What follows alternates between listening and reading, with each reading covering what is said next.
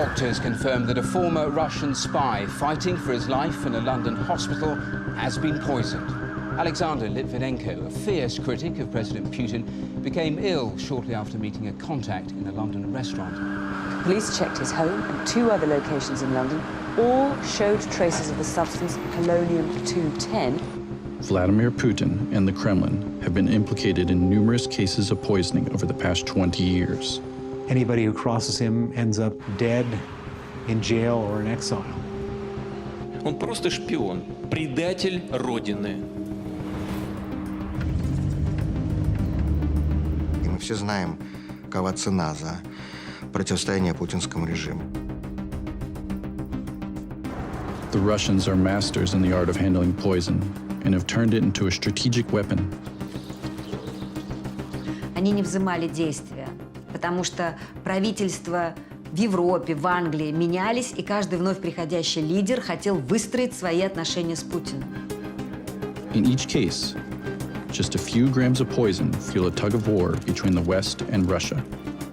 The West looked in the wrong direction. Struggles for influence, territorial wars, battles over finances and energy. Each poisoning case is a move in a game of chess, being played since the Cold War, and sheds light on developments since the conflict with Ukraine began. Потому что в России внутренние репрессии и внешняя агрессия – это 2 стороны одной медали.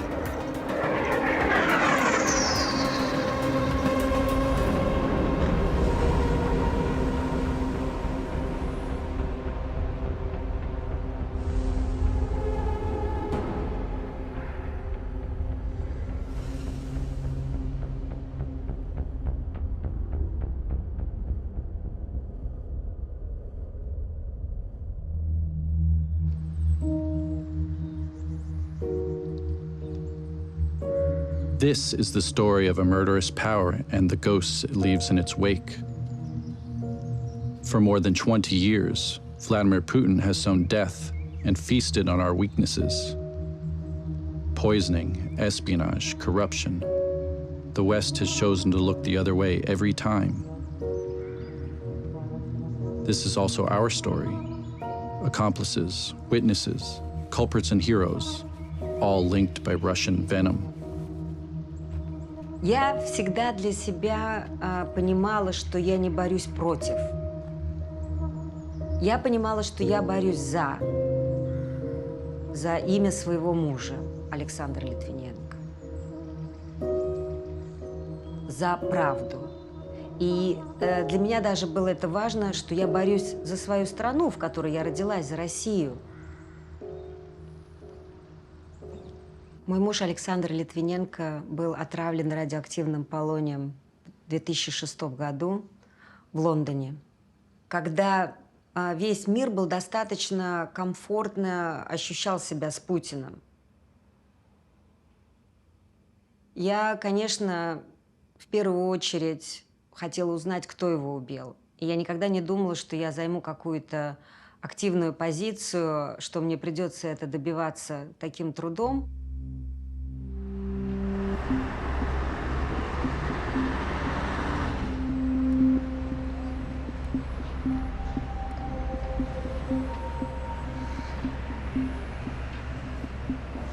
The Litvinenko story opened my eyes to what Russia in the 21st century is. I tried as a reporter to answer the question, did the Russian state kill Alexander Litvinenko?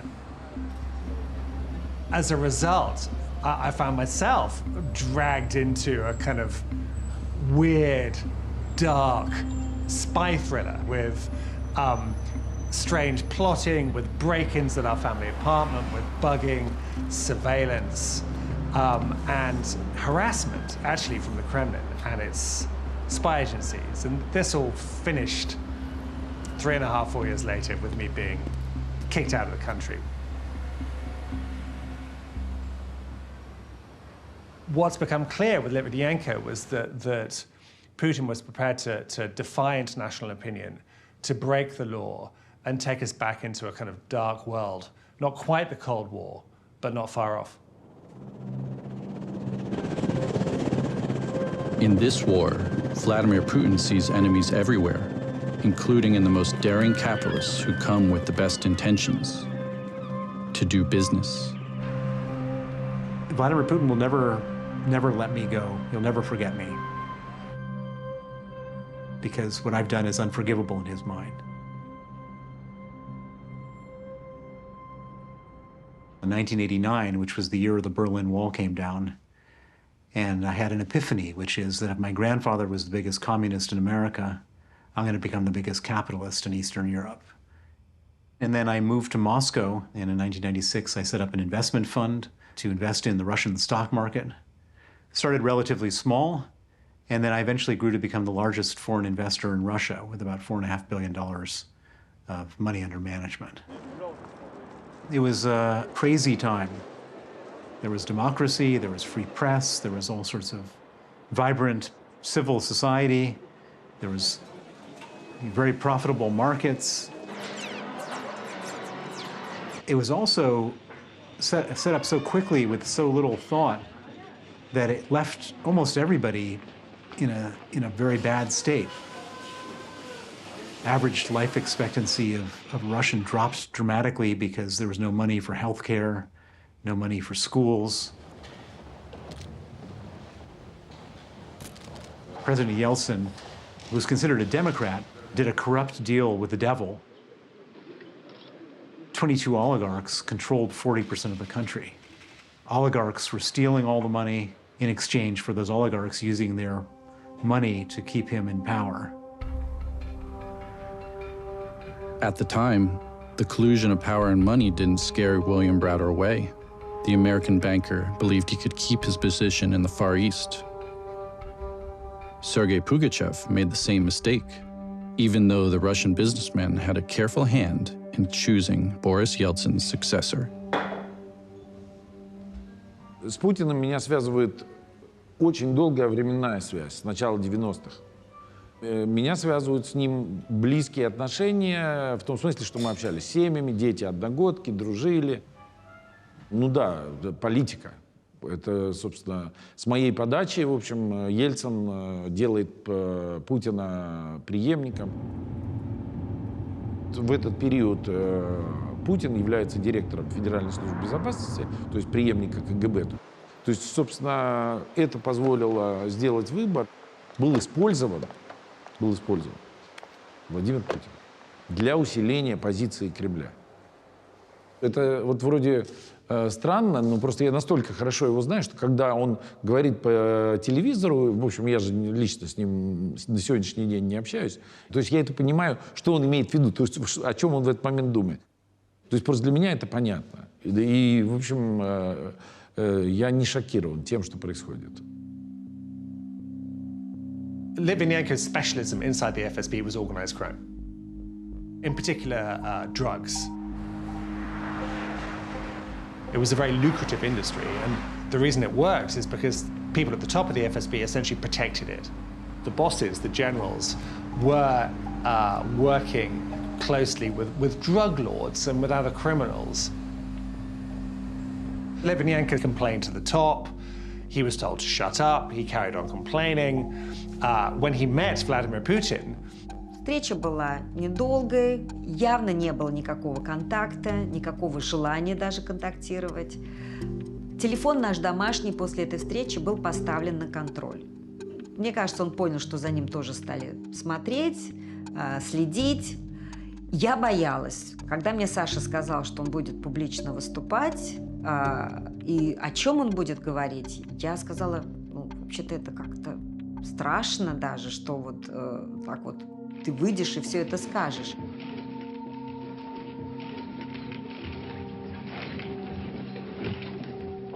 Пресс-конференция, конечно, транслировалась на частном канале телевидения. Ну, конечно, это была многомиллионная аудитория, потому что это один был из просматриваемых каналов.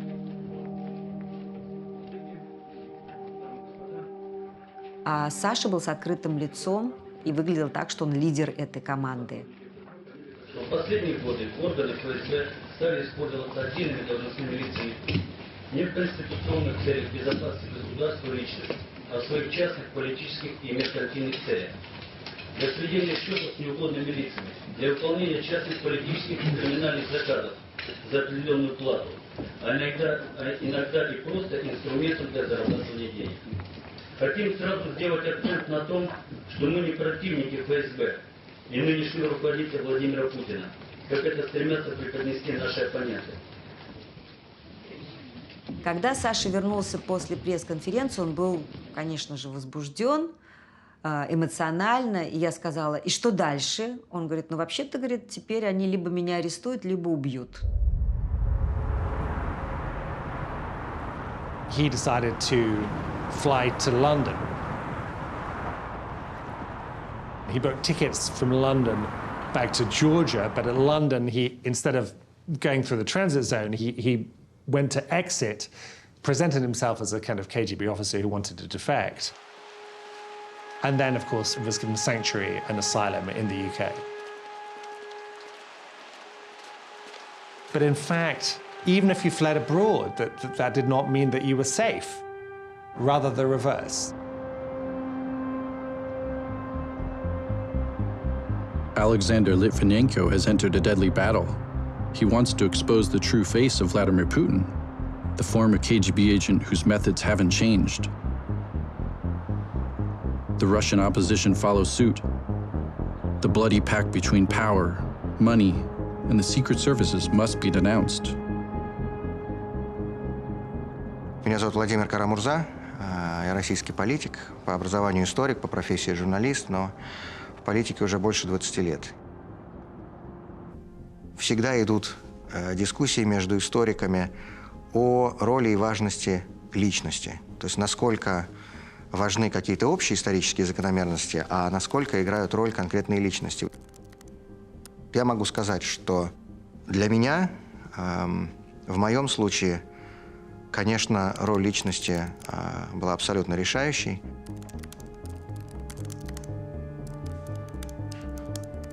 В августе еще 1999 года, объявляя назначение Путина премьер-министром, президент Ельцин сказал, что он хочет видеть его своим преемником на посту президента России, но это было встречено со смехом просто.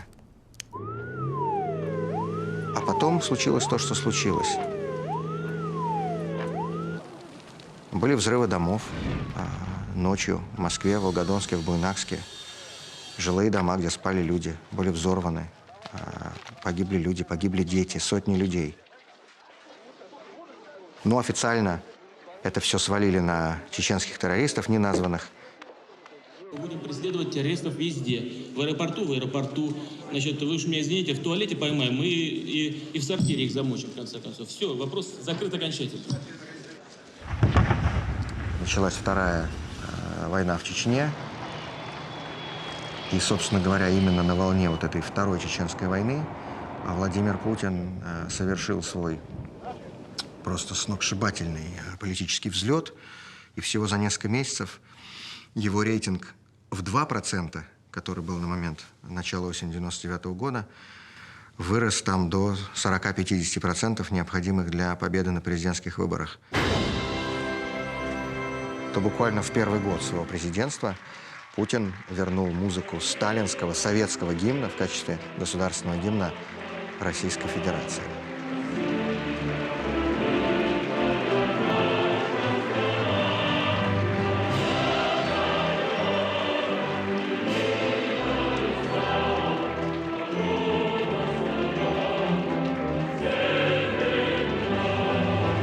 Россия — страна символов. И вряд ли можно придумать более четкий и более сильный символ того, что ты будешь делать, вот, чем то, что он сделал тогда с гимном. The West refuses to see the signs, preferring to forget the past, Stalin, the Cold War, the Chechen quagmire. Diplomats and soldiers are obsessed with the new global enemy, Osama bin Laden.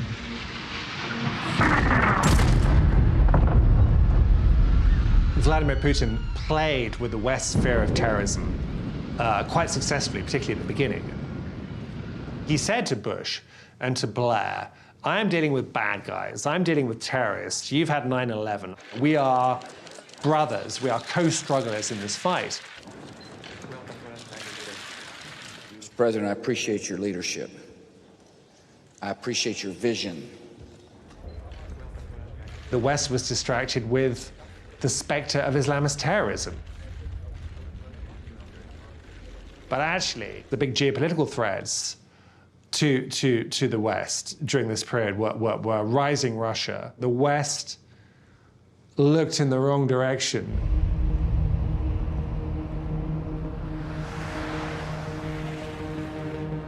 When I arrived at the embassy in 2003, there were real hopes that our relationship could, which is already a good one, could deepen and improve. Trade and investment was a very important part of that story. Russia was getting sort of pumped up on what I would describe as a sort of hydrocarbon testosterone. It had got rapidly richer on the back of high oil prices, was very quickly growing wealthier, more confident, and asserting itself in new ways. And our relationship with Russia was becoming more and more difficult as it sought to redefine its relationship with us.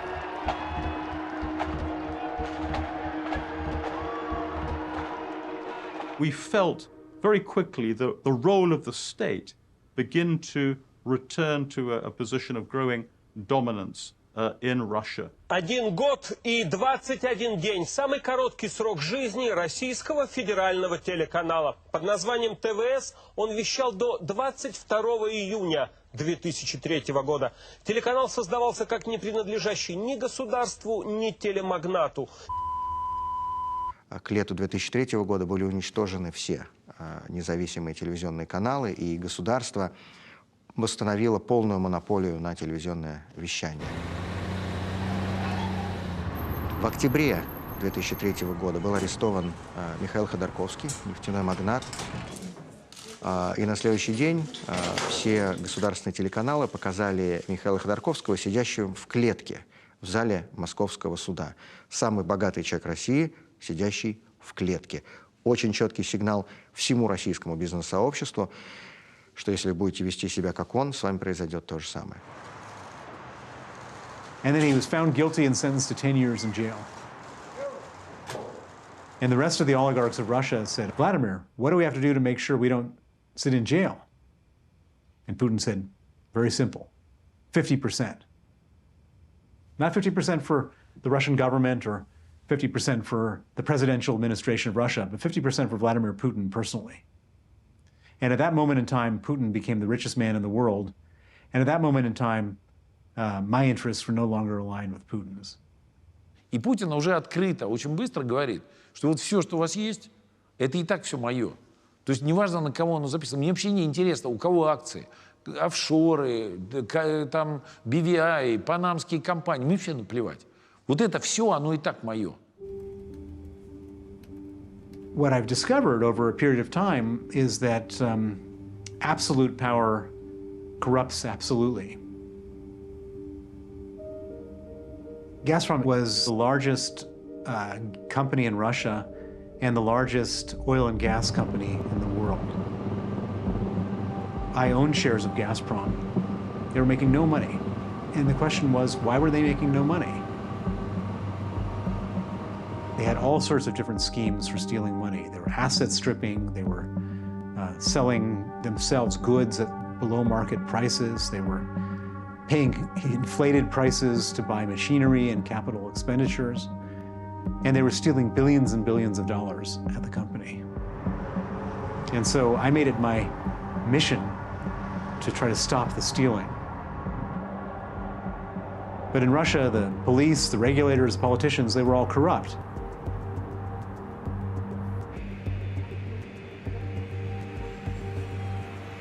I was on the Aeroflot flight back to Moscow Sunday evening. They arrest me. They put me in the pretrial center at the airport. I sat there all night. very questioning a lot of decisions that I'd made in my life about why I went to Russia, why I challenged the oligarchs, why I exposed corruption. And the next morning, there was an 11 o'clock flight back to London. The guards come in and grab me, they frog march me to the airplane, and they say, "You've been banned, you're a threat to national security." It was the beginning of the worst nightmare you could ever imagine.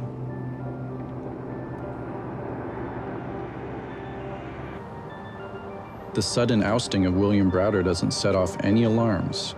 Instead, foreign investment peaks. Between 2005 and 2008, money flows from West East and back again, from Moscow to London, now dubbed Londongrad. London had, over a series of years, beginning in the 1990s, after the collapse of the Soviet Union, become a very friendly place, a welcoming place for oligarchs who came to the UK because it's a place of stability where they could send their kids to be educated, where they could buy houses in expensive areas of London, mansions, where they could park their money. As the human rights situation began to deteriorate, more and more Russians took refuge in Britain, notably Boris Berezovsky, this controversial sort of oligarch who had done so well in the 1990s, had been sort of cut down to size by Putin. And of course, Russia wanted them back and said they had to face crimes in Russia. And our courts wouldn't let give our government the permission to do that. So that became more difficult as well. But then things got much worse with the Litvinenko affair. In exile, Litvinenko had a kind of choice. He could be quiet and shut up, or he could make a noise. He decided he was going to make a noise. Саша много помогал, работая в офисе Бориса Березовского, как эксперт, как аналитик, потому что на тот период времени у Березовского было 2 суда по экстрадиции и очень много материалов, которые готовили, и в частности Саша по этому суду. And he co-wrote a book which alleged that the terrible, terrible apartment bombings in Russia in 1999, when Putin was prime minister, had actually secretly been carried out by the FSB, Putin's own former agency, that it had blown up apartment blocks in a number of Russian provincial cities and also in Moscow as a pretext for Putin to start another war against Chechnya.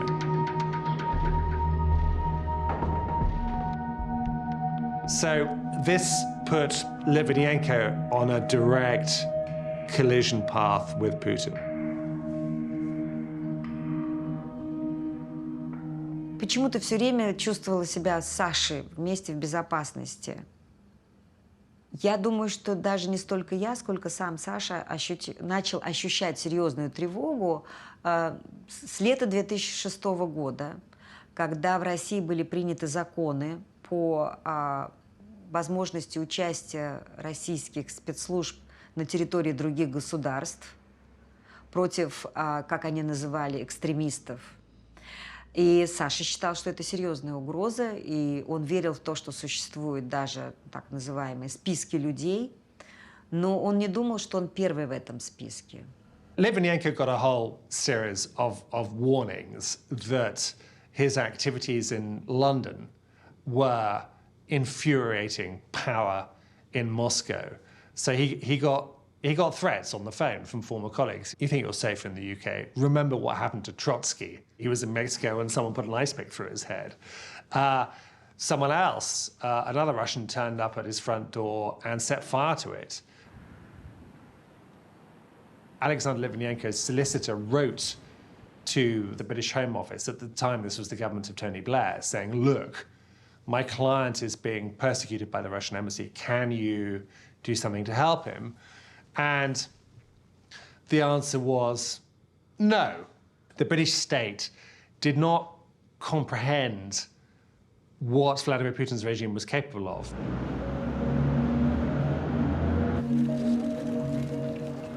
In October 2016, a killer ambushed Politkovskaya, the journalist. She got out of her lift and he shot her dead.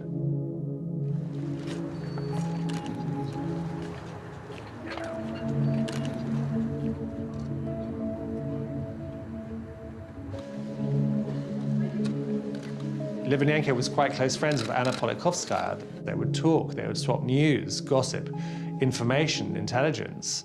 А после этого он выступил в клубе для журналистов Frontline Club, где он открыто сказал на вопрос, кто же убил Аню Политковскую, он открыто сказал, что ее убил Владимир Путин. My name is Alexander Litvinenko. I am former KGB and FSB officer. Я знаю, что заказали Листьева люди, которые находятся в Кремле. У меня есть заказчики, у меня есть мотив, у меня есть все. Я прекрасно знаю, что в России журналиста уровня Анни Политковской может убить только один человек. Это Путин. Больше никто.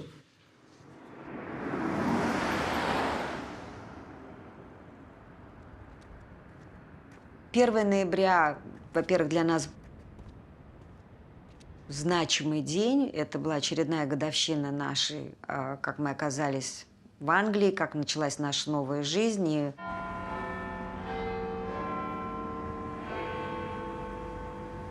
Саша с утра уехал в город, у него были назначены встречи. Alexander Litvinenko met with two Russians who'd flown over from Moscow to see him. One of them was called Andrei Lugovoy, who Litvinenko thought was a kind of friend and a business consultant. And the other was someone he didn't know at all called Dmitry Koftin, who was an associate of Lugovoy's. He met with these two Russians, but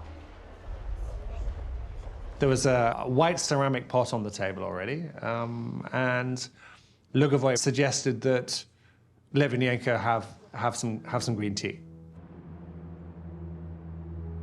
И где-то уже к 12 часам, когда мы собирались спать, вдруг ему очень стало плохо.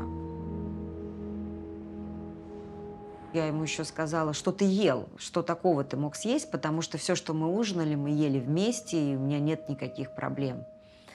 И когда в перерывах между тем, что происходило с ним, он пытался даже как-то шутить, но потом он говорил, что какое-то очень нетипичное отравление. Это не похоже ни на пищевое, ни какой-то испорченной едой. Это очень выглядит как химическое отравление. Позвонила амбуланс, они приехали, они его забирают в госпиталь. Саша пытался их как-то призвать, сделать ему дополнительные тесты на отравление. Они отказывались. Они говорили, что... Они ничего не говорили. Они просто делали вид, что с ними разговаривают сумасшедшие. Потому что Саша пытался объяснить, что он работал в спецслужбах, что он враг Путина. Но через 10 дней у него начали быть ярко выраженные признаки радиоактивной болезни, которые просто вот никто не мог мне объяснить. The British state and MI6 is one of 3 British spy agencies, were initially very skeptical that Alexander Litvinenko had been poisoned. Dissidents could be intimidated in the UK, but sending assassins from Moscow to kill someone with a poison seemed out of a thriller, out of James Bond. It took a while for the authorities to play catch up. И в этот же момент у полицейских то же самое возникает идея отправить Сашины урину на анализы в военную лабораторию на определение радиации. И если бы это решение было принято позже, полоний никогда бы не был бы обнаружен. Это произошло буквально в последние часы Сашиной жизни. Polonium, which no one knew about at the time, it was completely obscure, very rare isotope, was a sort of perfect murder weapon. The dissident dies, it's all a mystery, the world moves on. But actually, I think with time I've slightly changed my view, and I think the polonium was a calling card.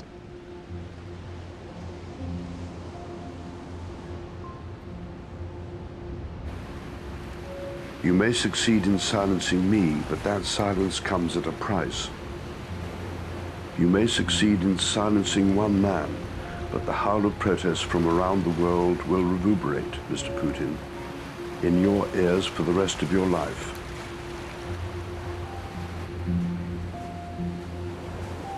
That statement proved to be prophetic because his name, Alexander Litvinenko, has resonated in the 15 or so years since his death.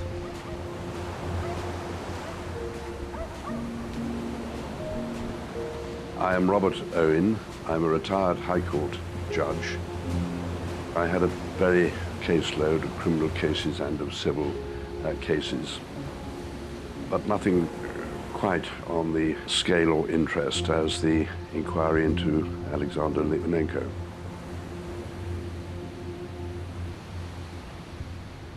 Initially, the police continued with their investigation, and in May of the following year, 2007, they sought for the arrest of Andrei Lugovoy. And later that, similarly, in the case of Dmitry Kovtun. An attempt was made to extradite both of those men from Russia, but the Russian law provides that their nationals may not be extradited to other countries. Отвечая на ваш вопрос, убил ли я Литвиненко, я со всей определенностью, с открытыми глазами, открытым лицом заявляю: нет, не убивал. И британские спецслужбы. И в целом, я считаю, противники России и того движения, по которому идет Россия. И, безусловно, вся та группа отпетых мошенников, находящаяся на вашей территории незаконным образом, она, естественно, вот все, что произошло, решила использовать в своих целях. They were suggesting that it was Alexander Litvinenko who was himself attempting to kill Kovtun and Lugovoy. They were suggesting that it was Boris Berezovsky who was assassinating Litvinenko because he was no longer of use to him. They were suggesting that it was MI6 who were actually killing Litvinenko. То есть Путин никогда в жизни не сказал мне, даже в разговоре про конкретный предмет, ни разу не подтвердил и не опроверг, что да, это так или не так. Путин внимательно слушал, говорил, что мы должны в этой ситуации делать, как мы должны выстраивать свою линию политическую, что мы должны в пиаре делать, что мы должны по телевизору показывать, понимая, но никогда не подтверждая и не опровергая. After his visit to London, Andrei Lugovoy, one of the two presumed killers, is elected to the Duma, which grants him parliamentary immunity.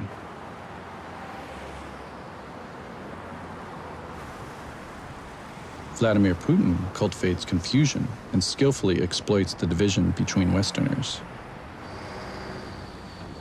What we discovered from the US diplomatic cables was that France, at the time, didn't really understand what was going on, because there was an interesting exchange between Daniel Freed, who's a veteran American diplomat, US Assistant Secretary of State in the Bush administration, and Jacques Chirac advisor. And the advisor said, well, you know, maybe it was the Kremlin, but probably it wasn't. It was more likely to be rogue elements inside the Russian state who decided to poison Litvinenko. And Freed disagreed with this assessment and said no, he thought that it was the Kremlin, and that the Russians felt they could do what the hell they liked, wherever they liked, and no one from the West was really going to stop them.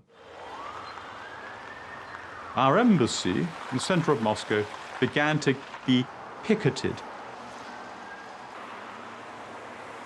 A youth group called Nashi began lining up around the embassy, chanting slogans. But it went beyond that. They started doing that to the ambassador himself in his residence and started sort of following him around, harassing. Things got so serious, we had to complain to the foreign ministry and say, look, the Vienna Convention says, you know, diplomats are not supposed to be treated in this sort of way.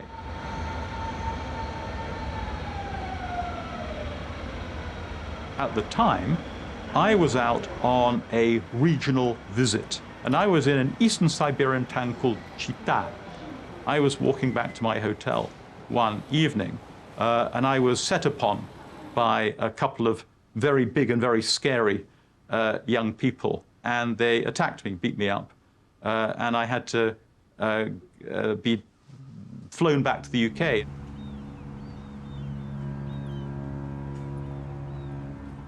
Много в каких странах, не только в России, то есть происходят какие-то там политические убийства и так далее, и так далее. То есть, как правило, во всех недемократических странах, странах с авторитарным режимом, такого рода вещи происходят. Как мы должны влиять? Мы должны сказать, что наш президент должен, что, телеграмму ему послать? Прекращайте убивать своих врагов, не надо их травить. Когда впервые произошло публичное отравление полонием, радиоактивным веществом, в Лондоне, это перевернуло ситуацию. Мало того, что это убийство на территории другого государства, это убийство с применением радиоактивного вещества. То есть это, по сути, такая микроядерная бомба, которая для пробы была заброшена в Лондон. То есть, в принципе, Запад проглотил это. Спасибо большое. Мы очень часто, и я лично очень часто, слышу призывы к России со стороны наших партнеров, в том числе и со стороны европейских партнеров, играть более и более активную роль в мировых делах. Вряд ли нас нужно подталкивать и стимулировать к этому. Россия – страна с более чем тысячелетней историей. И практически всегда она пользовалась привилегией проводить независимую внешнюю политику. Мы не собираемся изменять этой традиции и сегодня. Путин выступил в 2007 году со своей мюнхенской речью, которая оказалась программной. Это следствие попыток внедрения именно этой концепции в мировые дела. Концепция однополярного мира. И кого-то это встревожило. Но в основном люди, я имею в виду политики, правительства, они решили, что можно с этим жить. И мы были уже готовы подавать в Европейский суд по правам человека. Но я получила такой, как бы, месседж, обещание от английского правительства в лице министра иностранных дел Дэвида Милибанда, что не нужно торопиться, потому что вот сейчас уже 2007 год, у Путина последний срок, придет новый президент, произойдут выборы в парламенте, и, возможно, вся эта история получит продолжение, как в реальном суде, что люди, убившие твоего мужа, окажутся на скамье подсудимых. Я понимала, что это наивное ожидание, и я дала шанс. Dmitry Medvedev is a little-known politician, but supported by Vladimir Putin, he's coasted to victory in Russia's presidential election. Will he be a puppet to Prime Minister Putin? That's oversimplifying things somewhat. Will there be sweeping changes? Probably not. The West puts its faith in the liberal Dmitry Medvedev, in his ability to have an impact and reassure the markets. But Vladimir Putin's power is underestimated, and the alarm bells are silenced. He tightens his grip on those perceived as Russia's enemies, using one of the most popular weapons of Russian authority, fraudulent expropriation. After bringing down oil tycoon Mikhail Khodorkovsky, Vladimir Putin now targets William Browder, the country's biggest foreign investor. 25 Russian police officers raid my empty office in Moscow. They were looking for the stamps, seals, and certificates for our investment holding companies. They seized them, and so we hired the smartest lawyer we know in Russia, a young man named Sergei Magnitsky. What Sergei had figured out was that after this group of officials and criminals stole our companies, they went to the tax authorities and they applied for a $230 million tax refund. It was the largest tax refund in the history of Russia.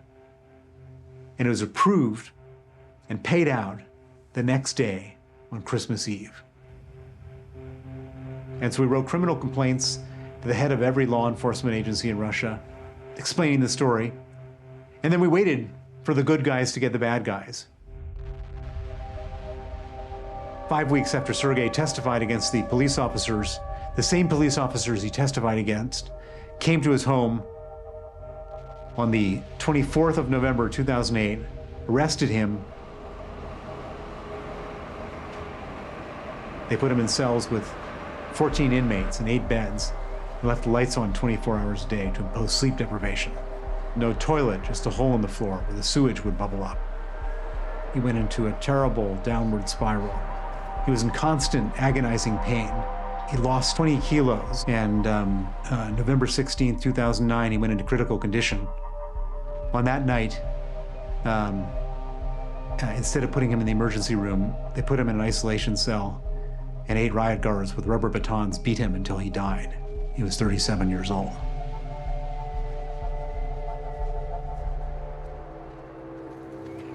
As with Anna Politkovskaya and Alexander Litvinenko, the assassination of Sergei Magnitsky is followed by a chilling pattern of impunity. Botched investigations, far removed from those concerned, end up making the victim look guilty.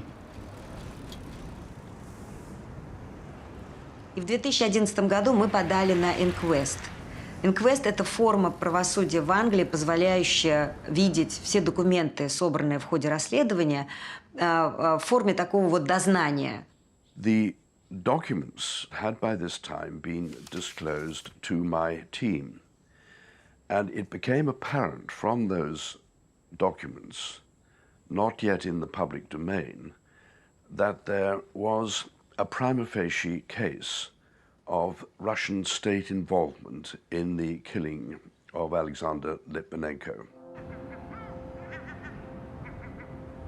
It was followed very shortly by an application by the government for what is called PII, Public Interest Immunity. Then such documents could not be seen by the public. И сразу же было понятно, что английское правительство, на тот момент уже полностью изменившееся, это было консервативное правительство, постаралось это сделать очень компактным. And I therefore wrote to the government, and the answer eventually came from the Home Secretary, who at that time was Theresa May. The answer was a refusal of my request.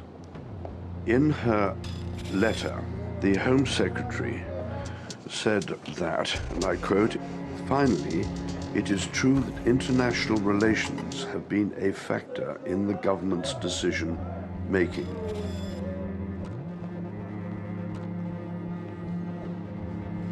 Вот это первая очень серьезная ошибка, на мой взгляд, политическая ошибка, когда Великобритания закрыла глаза на это. И постарались сделать максимум для того, чтобы не раздражать людей, общественное мнение и так далее, и так далее. Почему? Потому что в Великобритании живут 300 тысяч самых богатых россиян с их семьями, дети чиновников и так далее, и так далее. Миллиардеры, мультимиллионеры, все где? В Лондоне. Вопрос. Ну, убили, да, плохо. Светится там от полония весь Лондон. Ну, печально. Но пройдет время, все об этом забудут. Так и произошло. Клептократия в классическом греческом определении – власть воров. Это люди, которые воруют в России, а тратят на Западе. И Абрамович – один из тех людей, которые символизируют собой, своим именем, ту порочную, коррумпированную, клептократическую систему власти, которую Владимир Путин выстроил в России. Ну и все помнят и футбольный клуб «Челси», и все эти яхты, и все прочее, что господин Абрамович покупал по всему миру с теми деньгами, которые он фактически получил от российских налогоплательщиков, от российского бюджета. Та самая сделка, которую сделала Абрамовича с сказочным миллиардером, это была продажа компании «Сибнефть», когда сначала Абрамович приобрел компанию «Сибнефть» за $100 миллионов, а потом продал российскому государству за 13 миллиардов. Конечно же, это и потворство этим людям со стороны Запада. И на протяжении многих лет западные страны, западные правительства, западные банки, западные финансовые институты и так далее были очень рады принимать эти грязные деньги, идущие от кремлевской клептократии. Western economies reeling from the 2008 financial crisis are hungry for the foreign billions. It matters little if they've been diverted from the Russian budget. All Western capital cities are in on the Russian money game, but Londongrad is particularly obliging. The British establishment would love to bury the Litvinenko affair, but his widow has been unrelenting in her 10-year battle. Все время, которое мы с 2006 года пытались доказать, что Россия – это агрессивное государство, что оно очень опасно, что есть вещи, на которые надо обратить более пристальное внимание, они не взымали действия, потому что правительства в Европе, в Англии менялись, и каждый вновь приходящий лидер хотел выстроить свои отношения с Путиным, не понимая, что Путин не меняется. Началась интересная история, потому что мой адвокат говорит, что есть еще одна возможность, если ты подашь в суд на Терезу Мэй. То есть ты скажешь, что ты не согласна с ее решением и попытаешься ее засудить или отсудить свое право. Я говорю, тогда пойдем. Тогда я согласна, мы будем судиться с Терезой Мэй. Суд принял решение в пользу мою, что мы имеем право на публичное слушание, и потянулись длинные месяцы ожидания.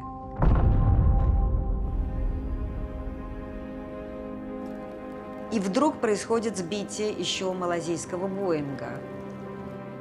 Un missile sol-air transporté depuis la Russie a abattu le vol MH17 de la Malaysia Airlines. Tuant 298 personnes. Si Moscou accuse toujours l'armée ukrainienne, les experts et les Occidentaux soutiennent quant à eux que l'avion a été abattu par les séparatistes pro-russes. Понятно, что это реальная угроза не только людям, находящимся в Украине, а вообще всем людям и в Европе. И после этого Тереза Мэй объявляет нам о праве на публичное слушание. В 2015 году процесс начинается.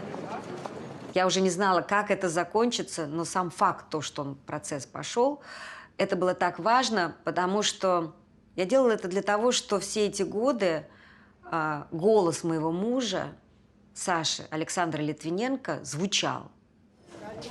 The elephant in the room, or rather the absence of the elephant in the room, was the representative of the Russian government who played no part in the inquiry.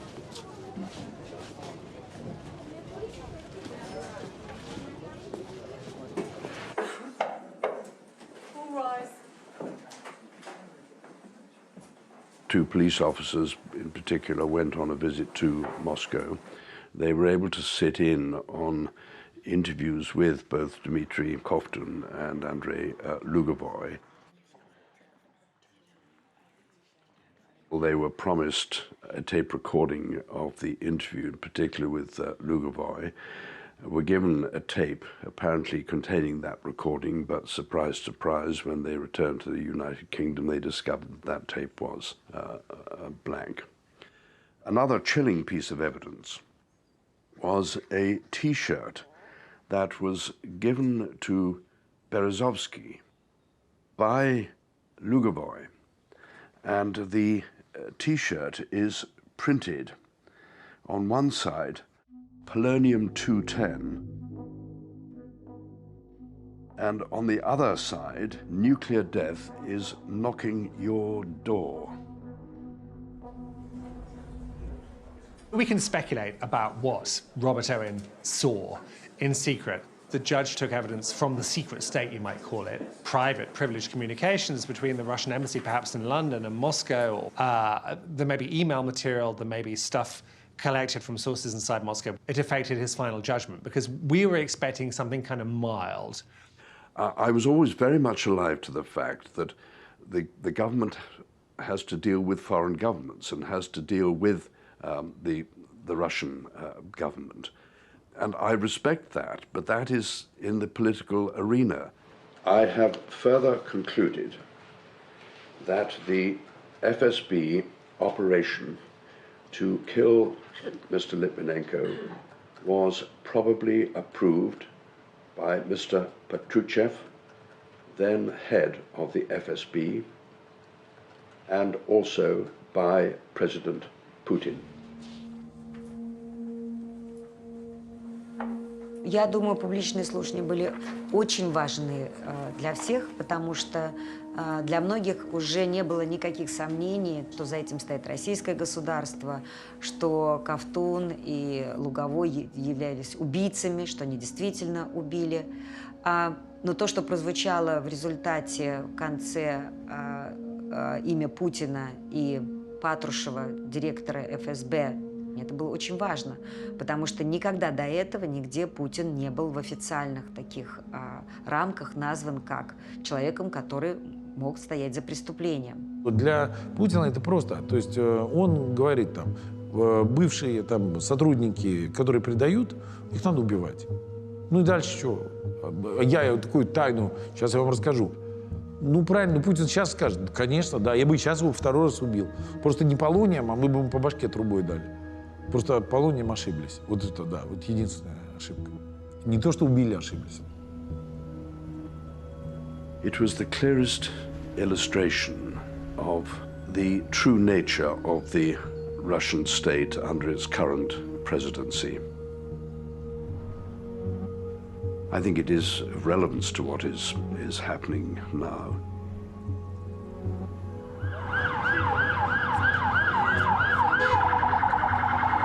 За то время, которое дали Путину, и не только Путину, а режиму, вырасти в эту систему, страдает теперь не отдельные люди, а страдает целая страна Украины, страдает вся Европа из-за того, что происходит, страдает весь мир. Сначала Саша пытался, потом я, может быть, не так громко, не так настойчиво. К сожалению, это не было услышано. Политика стала торговлей, политика стала бизнесом. Sergei Magnitsky was my employee, my lawyer, and he was effectively killed because he worked for me. And so I said to myself, we may not be able to get true justice inside of Russia, but we sure don't have to let them keep their money in the West and travel to the West. And that's when I came up with the idea of the Magnitsky Act, which was to freeze their assets and ban their visas.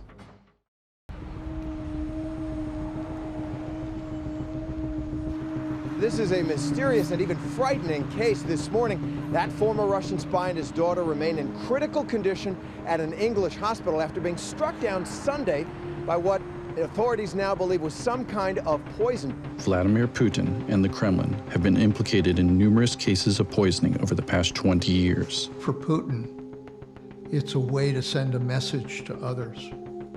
If you spy against Russia, it will cost you your life. The Russians are masters in the art of handling poison and have turned it into a strategic weapon. 5% шанс выжить так не пугают, так хотят убить. In each case, just a few grams of poison fuel a tug of war between the West and Russia. What we've seen over the last 2 decades is Putin doing these kind of dark acts internationally, waiting for a response from Paris, from Washington, from Berlin. Struggles for influence, territorial wars, battles over finances and energy. Vladimir Putin will never let me go. He'll never forget me, because what I've done is unforgivable in his mind.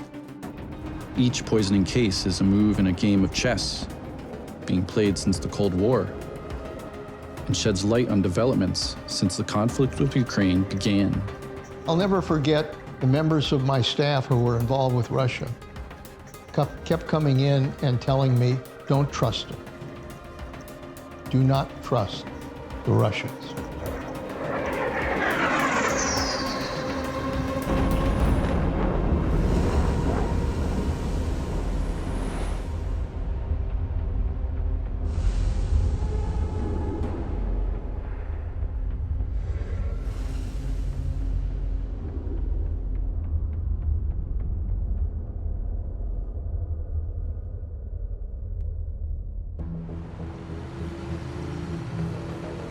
By the end of the 2000s, former KGB agent Vladimir Putin had successfully established his own rules.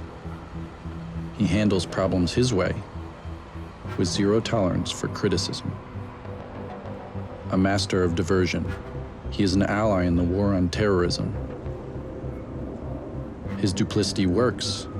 The West lets its guard down. No Western leader foresees the return of a Cold War, at least for the time being. Dissenting voices, like that of William Browder, go unheard. I had to figure out how to get justice for Sergei. He was killed, not for religious reasons or ideological reasons. He was killed for $230 million. And the people who stole that $230 million don't keep it in Russia, because as easily as they stole it, it can be stolen from them. They keep it in the West.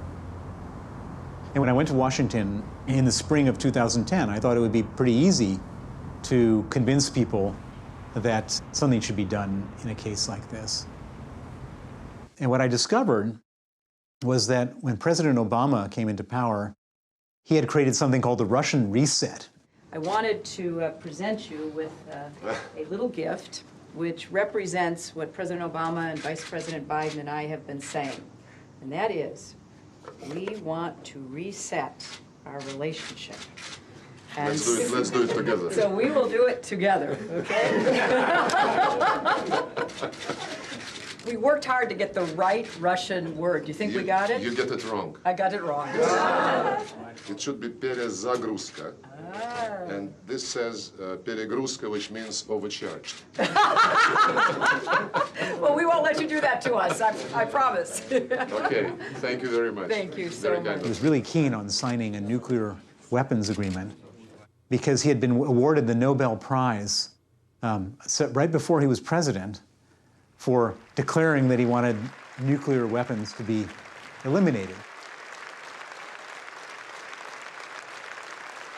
I am committed to upholding this treaty. It is a centerpiece of my foreign policy. And I'm working with President Medvedev to reduce America and Russia's nuclear stockpiles. We can do that. That's the hope of all the world. And so it created a real problem for us because human rights was one of the things he was ready to trade for his nuclear weapons agreement. Barack Obama's America buries its head in the sand. It is not ready to sanction Russia. But all of that will change when the country uncovers a decade of deception. Russian agents are operating on its soil under false identities. I'm Leon Panetta. I've had a long experience with dealing with Russia. When I was both CIA director and Secretary of Defense, I worked with both the intelligence officials in Russia as well as their defense ministers in dealing with defense issues. The hope was that ultimately we could develop a better relationship with Russia. And I tried to do that when I was director of the CIA. And I'll never forget that the members of my staff who were involved with Russia kept coming in and telling me, don't trust them. Do not trust the Russians. And when I heard about the spies that were located in this country, I knew they were right. The FBI had determined that the Russians had deployed 10 individuals into the United States.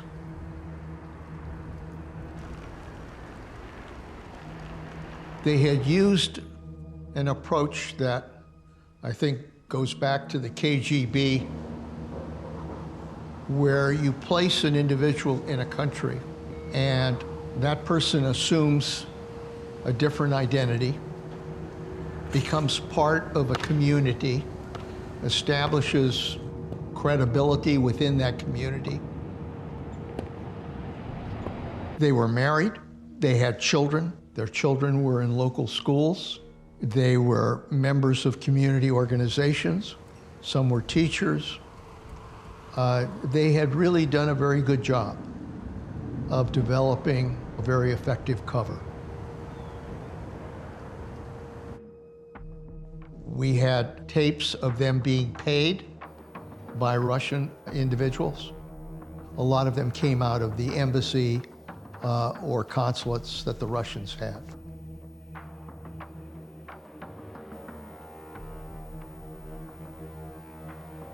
Their primary mission was to ultimately be able to get into a key agency and department in Washington. Their best hope was to be able to become part of the CIA, or become part of the FBI, or become part of the State Department, or even perhaps get a job in the White House. They were here for one purpose, and one purpose only, which was to get intelligence on what the United States was up to.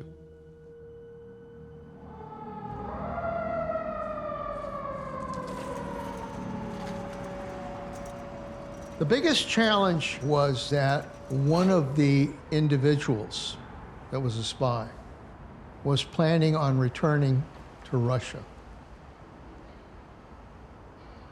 And we were worried that if that happened, it might undermine the whole effort to try to be able to catch all 10 of them. So we went to the White House.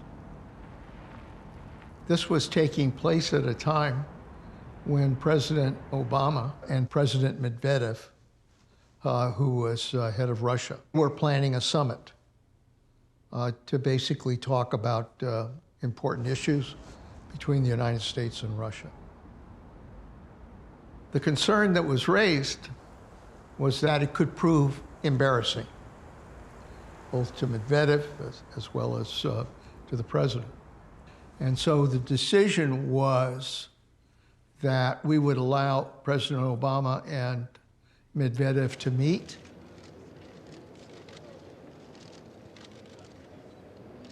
And that as soon as Medvedev got into his plane and left the United States airspace, that we would then arrest all 10 spies.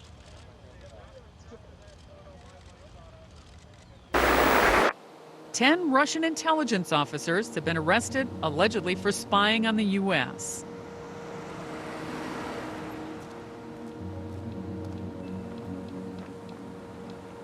Barack Obama has no desire for a new Cold War. He stubbornly pursues his reset strategy. To force his hand, William Browder needs allies in the U.S. Congress. He approaches the Helsinki Commission, which is responsible for security and cooperation in Europe. The banker convinces a small group of officials and congressmen to work on drafting the Magnitsky Act. The Kremlin soon becomes aggravated by this alliance and puts the group on its most wanted list.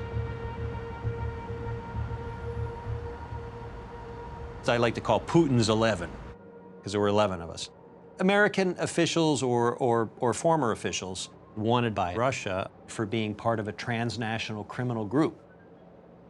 The common thread was some association with the Magnitsky effort in the United States. My name's Kyle Parker. From 2006 to 2014, I was the advisor, analyst for Russia at the U.S. Helsinki Commission. I first met Bill Browder in early 2009. Since the mid-90s, Bill Browder was a famous name on the Russian scene. And it was certainly memorable when the largest foreign investor was expelled from the country as a national security threat. And he said, well, let me tell you a story. And that was the first time that he had told the story of his lawyer, Sergei Magnitsky, essentially in the U.S. Congress. It's a dynamite story.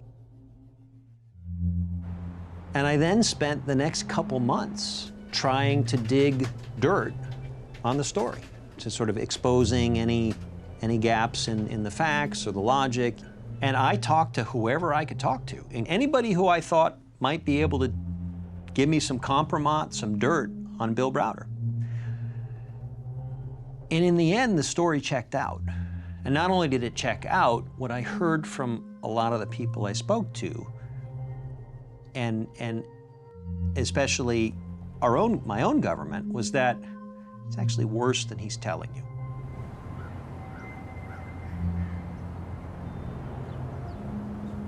We are in the hearing room of the House Foreign Affairs Committee,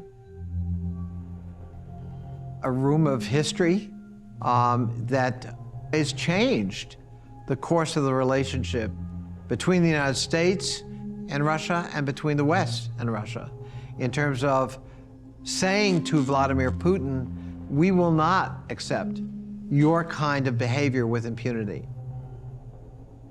We'll never be able to bring Sergei back, but if through his death, his story can save the lives of others in similar situation, then his enormous sacrifice will at least not have been in vain. God bless Sergei Magnitsky. It was shocking for members of Congress hearing that testimony of the Russian treatment of a critic who dared to highlight corruption. And there was very little sympathy for Russia left here in the United States Congress after that dramatic set of hearings and testimony, and enormous desire to respond. Абсолютная гениальность закона Магнитского в том, что впервые в истории санкционной политики, впервые в истории международных отношений появилась идея точечных санкций. То есть не наказывать всю страну и все население этой страны, все граждан этой страны за действия авторитарного диктаторского режима, а конкретно наказывать тех людей, которые лично несут ответственность за нарушение прав граждан и лично несут ответственность за коррупцию. Vladimir Kara-Murza joins William Browder in his struggle. At their side is Boris Nemtsov, one of Vladimir Putin's fiercest opponents.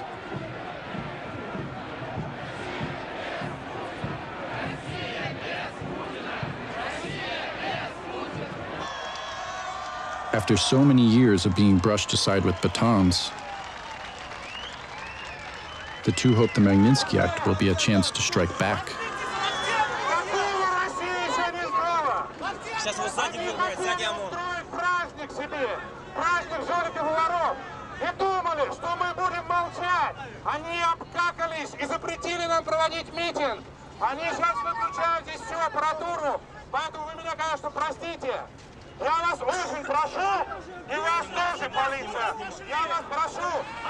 В возрасте 18 лет я пришел работать с Борисом Немцовым.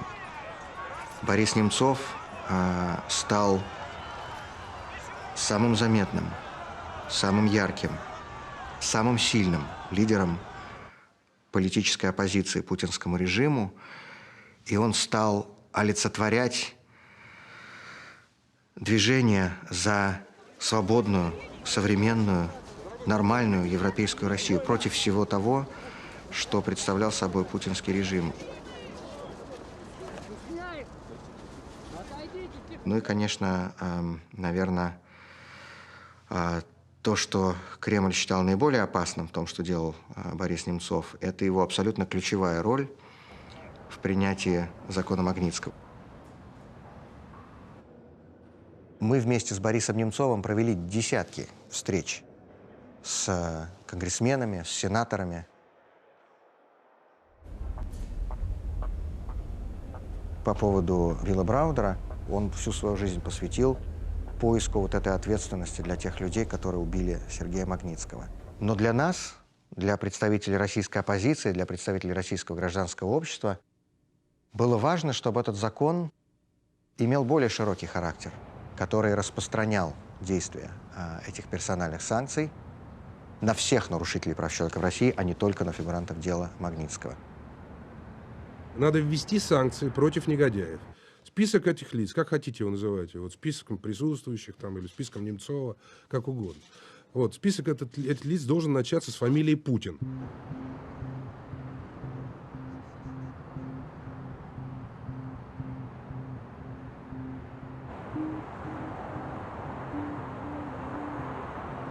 There's a code in the military that you never leave anybody behind. And that applies in intelligence as well. Russia had arrested a number of spies that were working both for the United States and Great Britain, who were in Russia, in Russian prisons. And we thought it made sense that if we could trade these 10 potential spies for those who had spied on behalf of the United States and Great Britain, that we could work out a fair trade. I arranged a phone call with Radkov, the head of the Russian intelligence. I said, I need to tell you something, that we have just arrested 10 spies who are yours, Russian spies. There was silence on the other side. And then Radkov came off and said, yes, they are ours. I just said, you know, we would like to be able to set up this kind of trade. And it was at that point that he said, let me check this out. I have to talk to Putin for his permission. It was the next day that he called and said that Putin had approved the exchange.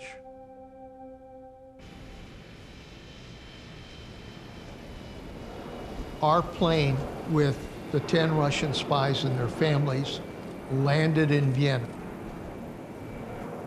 at the same time that a Russian plane carrying our spies landed at the same airport.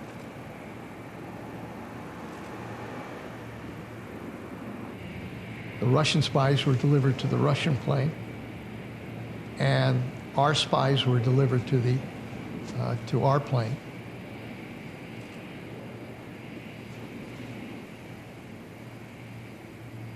One of them returned to Great Britain. And as is the case, the Russians never forgive those who spy against their country. And an operation was conducted by the Russians that wound up poisoning one of these spies.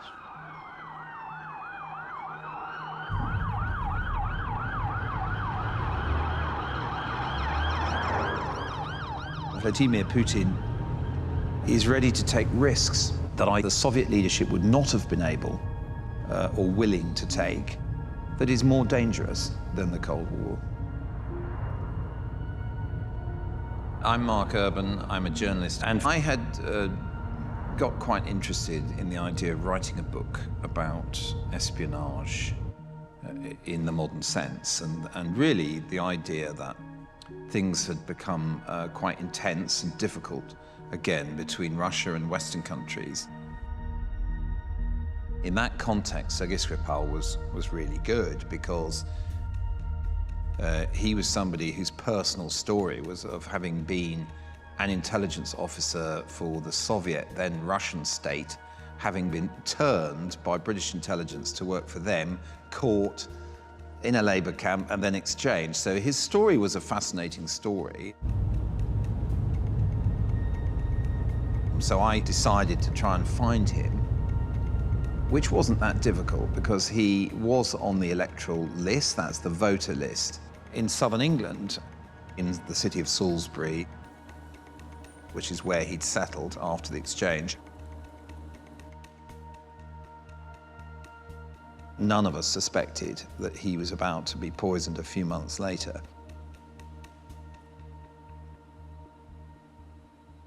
Skripal was a Russian intelligence officer who worked for their military intelligence organization, which is known as the GRU. The GRU was an unreformed organization that still regarded Russia as being in a state of near war with Western countries. It was a time when Ronald Reagan was effectively rearming America. The Americans were sending cruise missiles to Sicily. That's what the Russians really wanted to know about. They wanted to try and recruit Americans who were working in Sicily on the cruise missile deployment.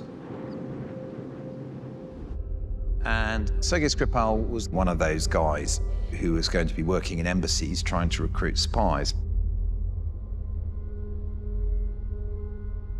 One thing was very clear talking to Sergei, which was that while we as Westerners regarded the coming of Boris Yeltsin and the democratic government in Russia in the early 90s in a very positive way, he and his colleagues in the GRU did not. Sergei became very disillusioned with what was going on. He could see chaos everywhere, the Soviet Union breaking up, trouble in many parts of Russia. He didn't feel any personal loyalty. He also felt great financial need, as many intelligence officers did in Russia at the time. The salary had been reduced vastly by inflation. This kind of disillusionment that Sergei had with the new authorities in Russia took him by a series of steps to the point where he was ready to betray the GRU and the Russian state. He was able to give MI6, British Intelligence Service, much more information about the attitude of the Russian military under Putin, the operations they were mounting. There were questions about the security of Russian nuclear weapons.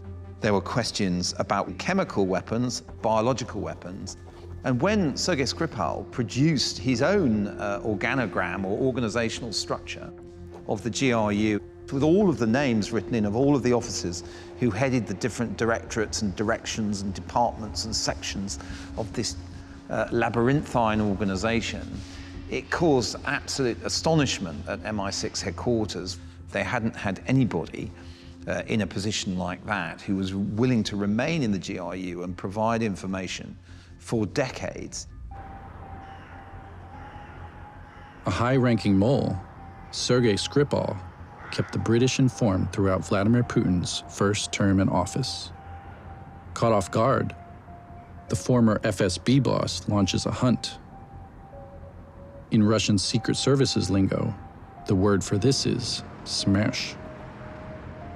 Death to spies. When they started to get information from their own intelligence sources about actual real spies in the GRU who had been recruited by Western intelligence organizations, the FSB really put enormous resources into trying to work out who it was.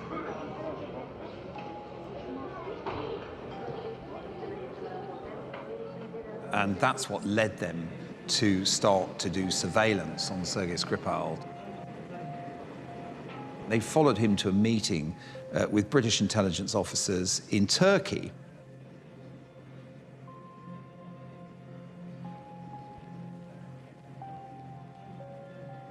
When he got back, they decided, near the end of 2004, to arrest him.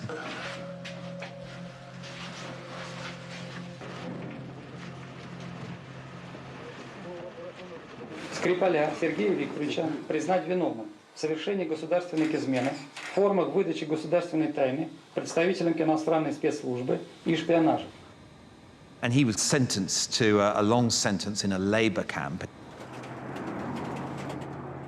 What was known as a penal colony in a part of central Russia called Mordovia, which had a long and terrible history of being a place where dissidents and people from the show trials of the 1930s were sent.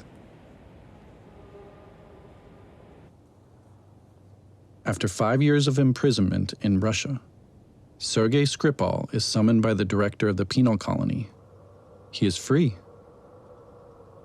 In a bid to retrieve his top operatives detained in the West, Vladimir Putin has agreed to release the old traitor. Now, one of the things that had to happen was that he had to receive a presidential pardon. So he had to sign various papers that effectively involve confessing the crime, because you can't be pardoned unless you actually agreed that you did something wrong. Sergei was taken to the fort, which is the MI6 training base on the south coast of England. He arrived there by helicopter. Then he spent weeks being debriefed, talking to MI6 officers about everything that had happened to him, what had happened in his interrogations, what he had or hadn't admitted to, all those kinds of things.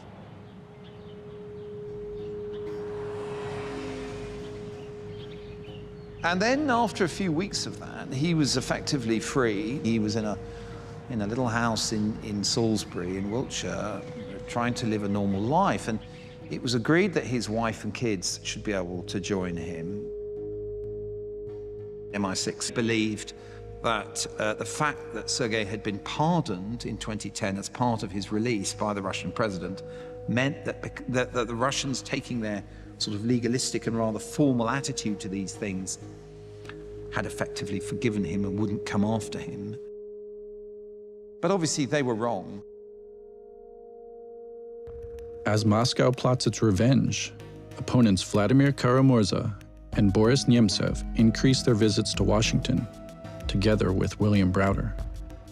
The Magnitsky trio hopes to secure the largest vote possible to create bulletproof legislation. To do this, they must convince both Republicans and Democrats of the need to sanction Russia.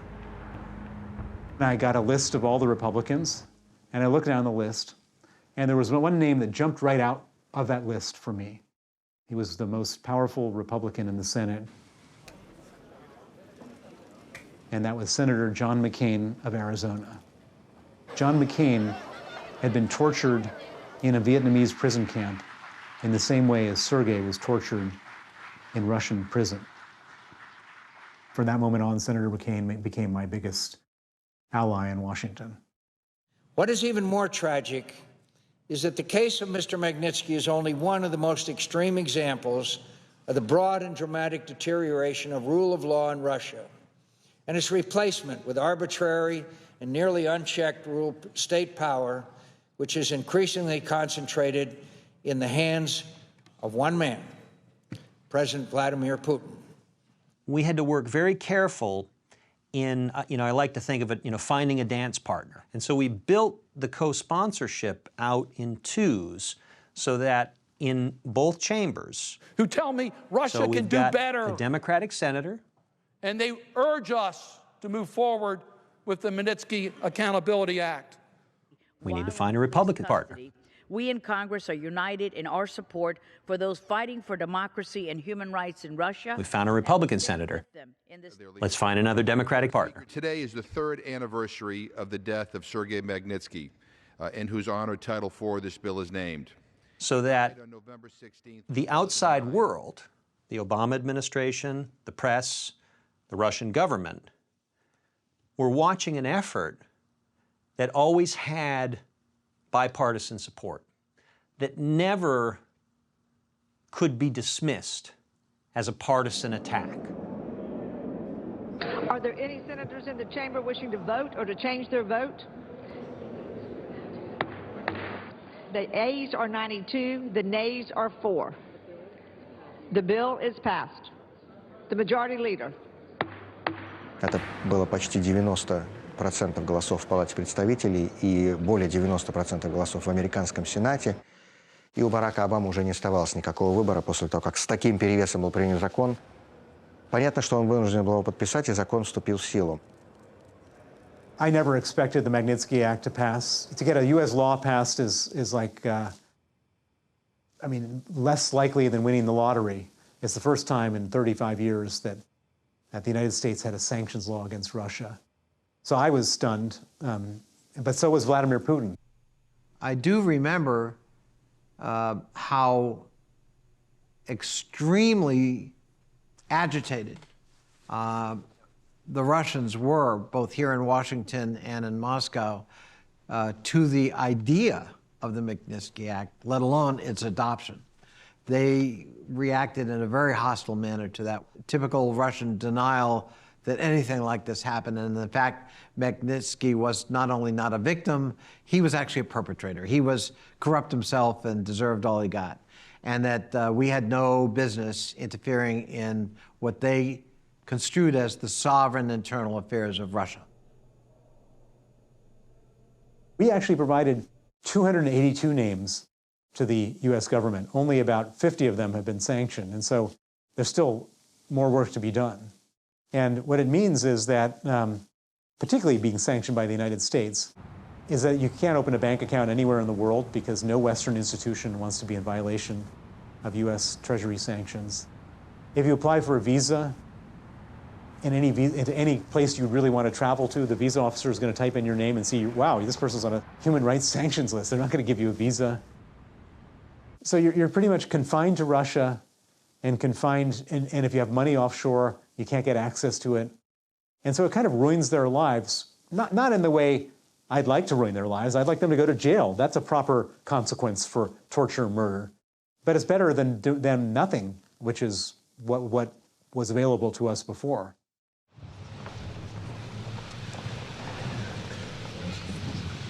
Это чисто политический, недружественный акт.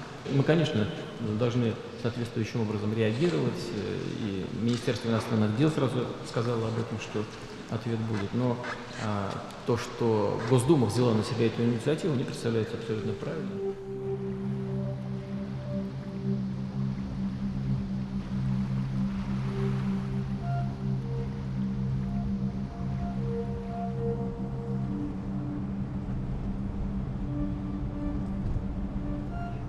Я думаю, что где-то к началу 2010-х годов у Путина сложилась уже вполне полная и такая очень успокоительная для него картина мира. Все будет хорошо. Никто ничего не может с нами сделать, потому что у всех есть свои интересы. Все думают о своих избирателях, все думают о своей экономике, все думают о своих финансах. В этой картине мира внезапно случился один неожиданный элемент. И это был закон Магнитского. Поэтому именно на акт Магнитского и на людей, которые были к нему причастны, направился весь гнев Путина и все инструменты давления, которые он мог для этого использовать. Так вот, в конце 2012 года появился законопроект. Россия запрещает людям в Соединенных Штатах усыновлять российских детей, прежде всего российских больных детей. This bill is called the Dima Yakovlev Law, named for a little Russian boy adopted in the United States who died after being left in the family car parked in the hot sun. In reality, the fate of Russian children is of little concern to the Duma. The law was drafted and passed as a matter of urgency, a few days after the US Congress passed the Magnitsky Act. И тогда многие журналисты занимались этим, и я был один из тех, кто нашел этот файл и показал этот файл, и название этого файла – «Магнитский текст». И всем стал понятен смысл этого, что детей запрещают усыновлять для того, чтобы ответить на акт Магнитского. То есть за персональные санкции против кремлевских воров и коррупционеров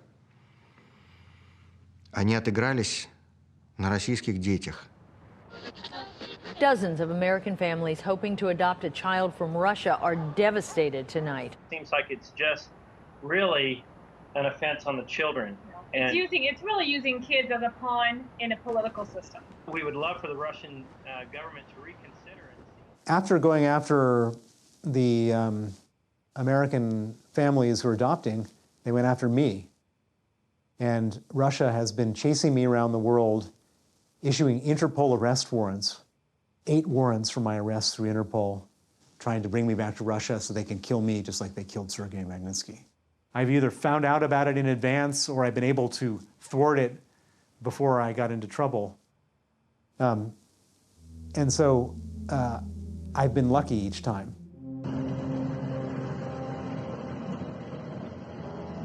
For Vladimir Putin, the name of the game is escalation. He starts a territorial war in Ukraine in 2014,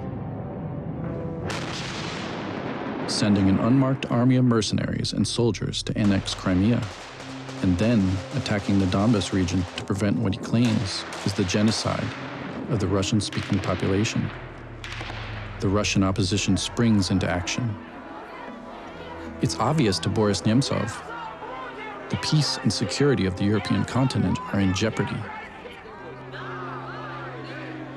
Он мог организовывать огромные митинги и демонстрации против власти, против Путина. Это человек, который вот уже готовый потенциальный президент, и одно это уже делало его опасным для Кремля. Мы должны сказать «нет войне», мы должны сказать «хватит маразму», мы должны сказать «Россия и Украина без Путина», «Россия и Украина без Путина». И последнее – слава России, слава Украине!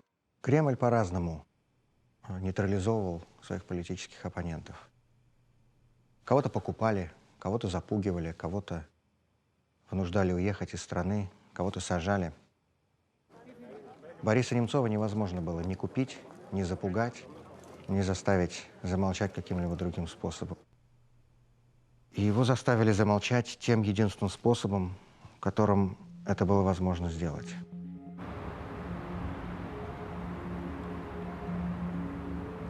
Для меня этот день навсегда разделил жизнь на до и после. Знаете, как красная черта такая прошла. Только закончили ужинать, это пятница вечер была. Объявили эту новость. Я не поверил сначала, никто не поверил. И я выскочил на улицу, поймал такси, поехал на этот мост. La police russe parle d'un assassinat minutieusement planifié au sujet du meurtre de l'opposant Boris Nemtsov. Nemtsov a été abattu de 4 balles dans le dos alors qu'il traversait ce pont avec sa compagne ukrainienne à 2 pas du Kremlin. Здесь убит один из лучших людей России! Слава героям! Только что! Слава героям России!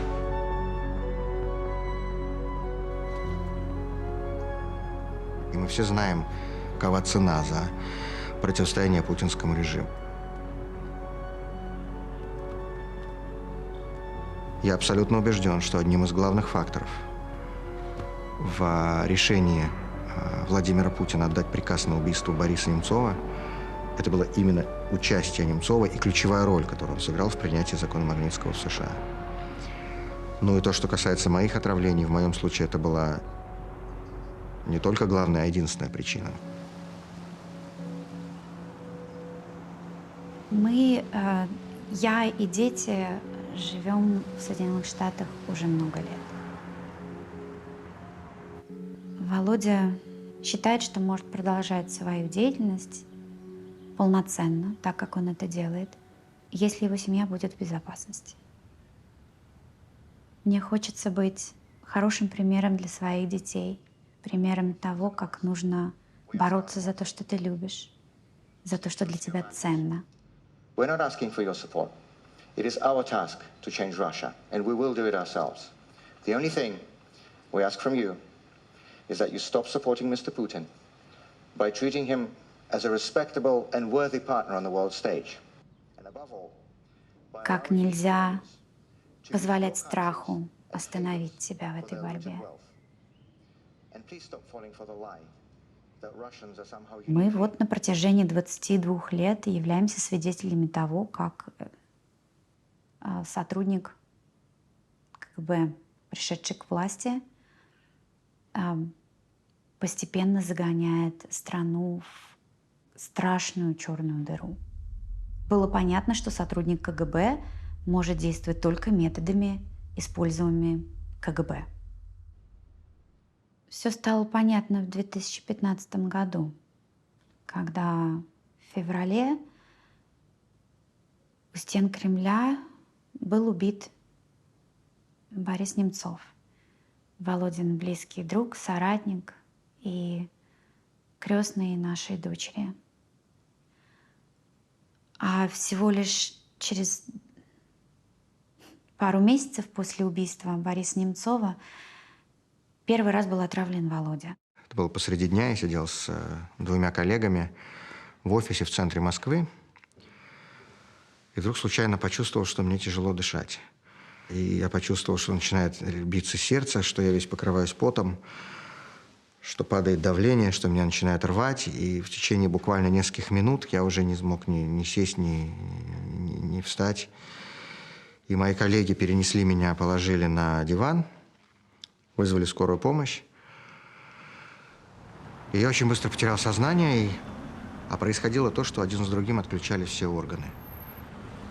Легкие, печень, почки, сердце, просто все перестало работать. Я проходил медицинскую реабилитацию за рубежом, в Америке.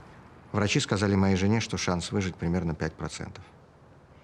Я был в коме несколько недель, очень долго из нее выходил, очень долго пришлось восстанавливаться, пришлось учиться заново ходить, пришлось учиться заново держать вилку, ложку, пришлось заново вообще восстанавливать все базовые функции человеческого организма.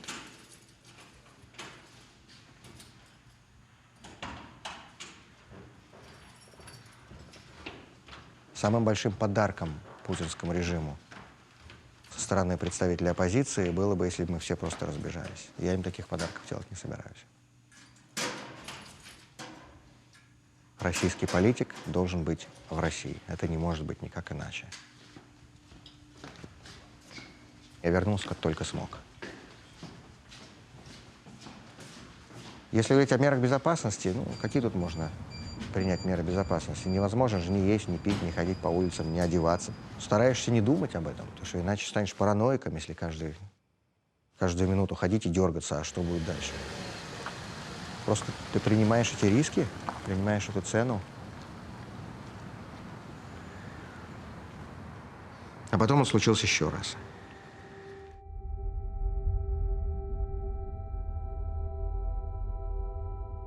Второе отравление имело место в 2017 году. Нам удалось вывести образцы крови Володиной на анализы, которые проводились здесь в какой-то лаборатории ФБР. ФБР не смогло определить яд, которым Володя был отравлен, но вот в их отчете говорится о том, что, по их мнению, это было отравление неустановленным биотоксином. Большая часть данных этих анализов были засекречены. Володя пытался получить результаты через суд. Это заняло большое количество времени. И все равно то, что мы получили, большая часть информации была просто вымарана в бумагах.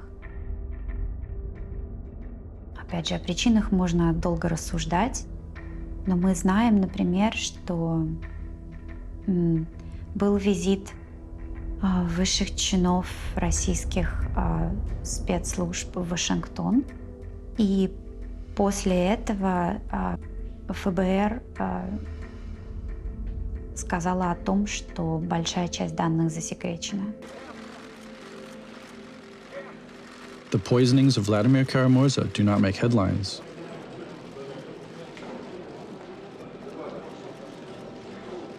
Despite his military incursions into Crimea and the Donbas, Vladimir Putin isn't considered a pariah.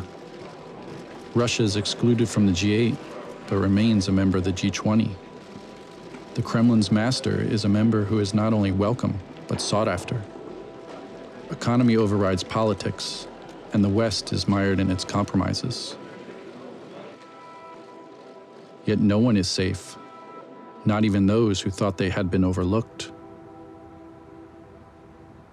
I was in the office on the 5th of March, 2018, and there had been a story very briefly in the news about an incident being declared at Salisbury Hospital that morning. This is a mysterious and even frightening case this morning. That former Russian spy and his daughter remain in critical condition, and authorities now believe was some kind of poison. I thought, oh my God, this is incredible. I mean, I hadn't spoken to Sergei for a few months before that happened.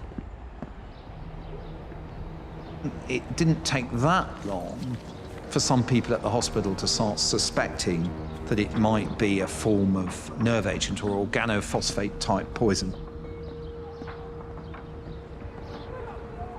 You saw sections of the town being closed. You saw the fire brigade going in to decontaminate people in hazmat. And really what happened was big parts of the centre of Salisbury were shut down. These scenes were completely unprecedented. And then, like a day or two later, narrowing it down and saying, well, it's got a very particular signature of one of these nerve agents developed by Russia in the 90s, Novichok. The whole thing grew as it became clear that serving members of the GRU were suspected of coming to this country and were on CCTV. They hadn't hidden their identities. And that was like a signature to the poisoning. This is the Russian state. The British government had no real option but to take a strong public stance against Russia for this. Thank you. Order. Statement, the Prime Minister. It is now clear that Mr. Skripal and his daughter were poisoned with a military-grade nerve agent of a type developed by Russia. Our knowledge that Russia has previously produced this agent and would still be capable of doing so, Russia's record of conducting state-sponsored assassinations, and our assessment that Russia views some defectors as legitimate targets for assassinations, the government has concluded that it is highly likely that Russia was responsible for the act against Sergei and Yulia Skripal.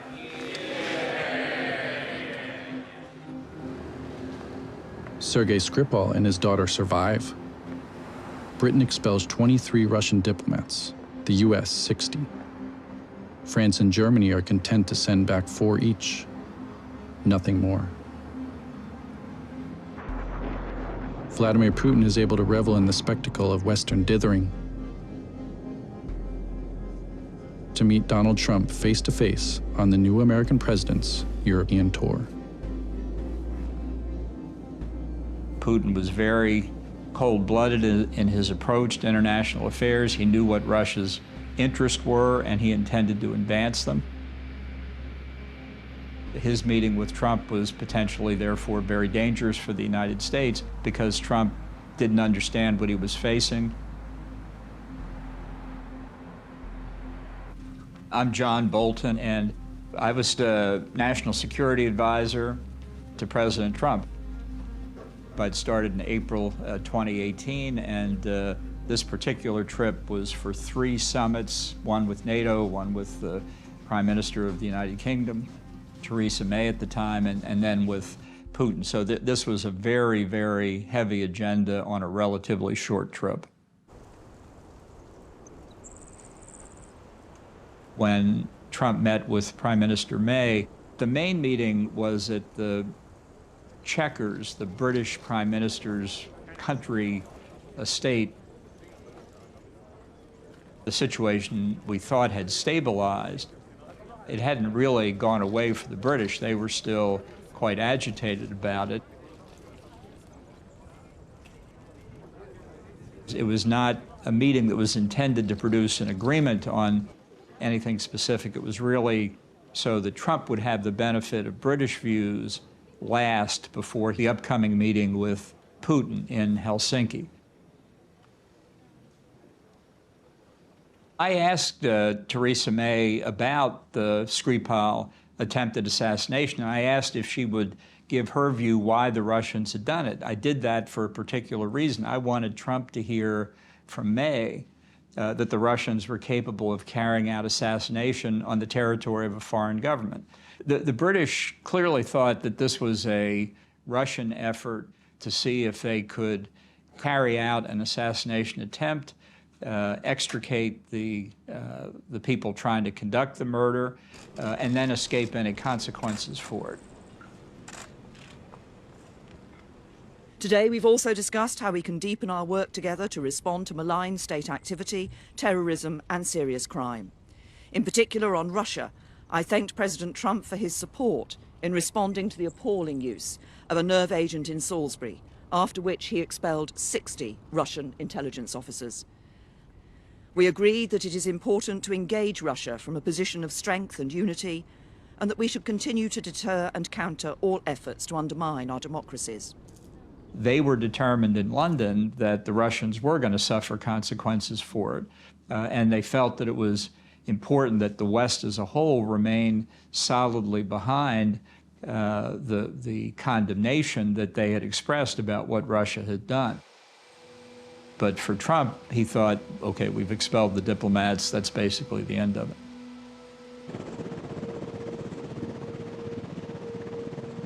President of the Russian Federation, Vladimir Vladimirovich Putin.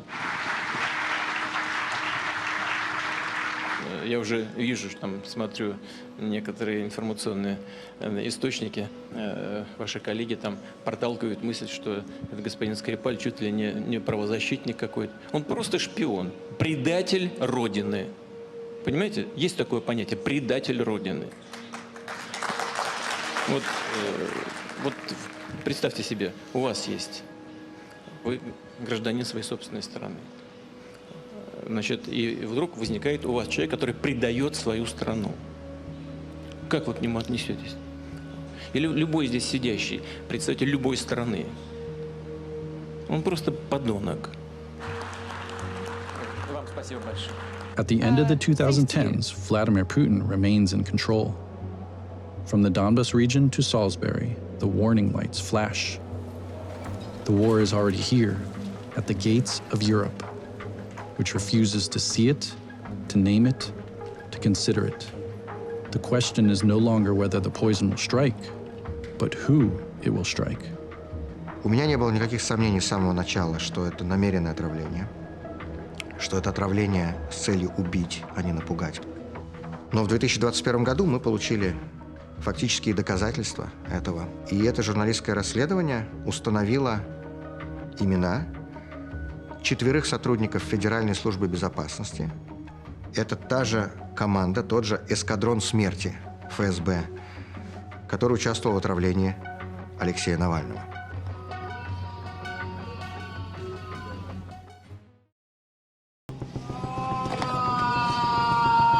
On l'entend souffrir, hurler de douleur sur cette vidéo. Alexei Navalny, inconscient, sur un brancard, l'un des principaux opposants à Vladimir Poutine, entre la vie et la mort. Vladimir Putin and the Kremlin have been implicated in numerous cases of poisoning over the past 20 years. Putin had Novichok, and Navalny had the power of the story. Россия будет свободной! Долой царя!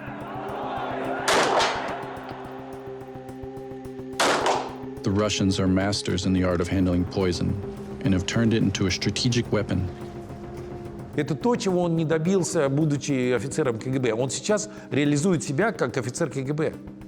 Такой полноценный. Вот у него просто инструментарий увеличился. In each case, just a few grams of poison fuel a tug of war between the West and Russia. The West thought that it would be able to continue cooperation with Mr. Putin. In principle, there is nothing wrong in cooperation, as long as you do that with open eyes and understand that you're fighting against dirty money as well. Struggles for influence, territorial wars, battles over finances and energy. Огромный список западных политиков, у которых вот есть такие ценники, бирочки висят, вот за сколько они готовы продаться путинскому режиму. Each poisoning case is a move in a game of chess, being played since the Cold War, and sheds light on developments since the conflict with Ukraine began. И, кстати, никак иначе не могла закончиться политика умиротворения Владимира Путина, которую проводили все эти годы западной демократии.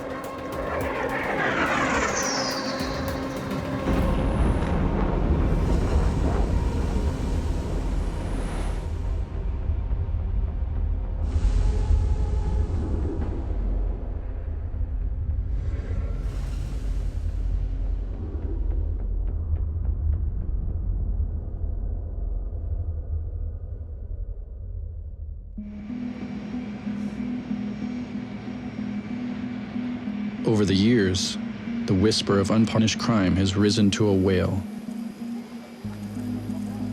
Vladimir Putin has given himself a license to kill wherever he wants, without consequence. Despite the murders, escalating espionage, and the annexation of Crimea, the West still considers the leader of the Kremlin a partner. On the global stage, Vladimir Putin faces only one obstacle: the Magnitsky Law and its architects. Но все это время западные лидеры продолжали пожимать ему руку, продолжали расстилать перед ним красный ковер, продолжали приглашать его на саммиты, смотреть ему в глаза, заглядывать в душу, объявлять перезагрузки и так далее, и так далее. И помимо того, что такая политика с очевидностью являлась аморальной, она еще являлась очень недальновидной, потому что в России внутренние репрессии и внешняя агрессия – это две стороны одной медали. И тот режим, который нарушает права собственных граждан и подавляет собственные законы, обязательно перейдет границы и начнет нарушать права других государств, начнет нарушать нормы международного права. Мы не...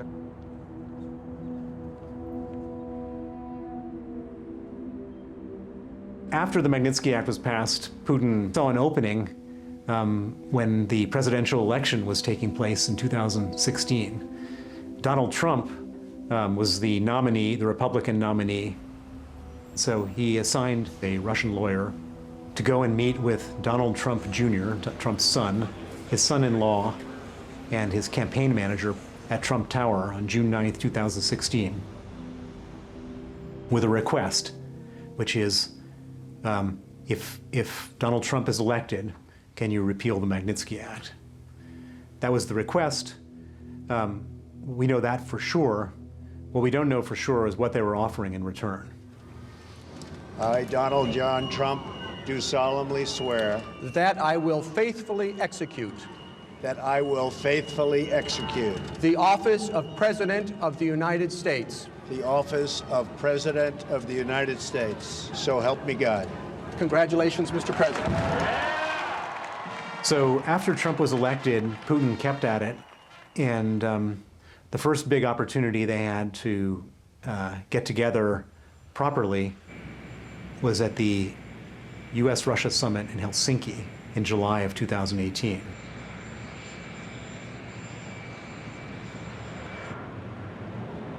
On the flight to Helsinki, I tried to brief Trump on some of the issues that I thought would arise in the summit with Putin, particularly arms control issues, which can be complicated.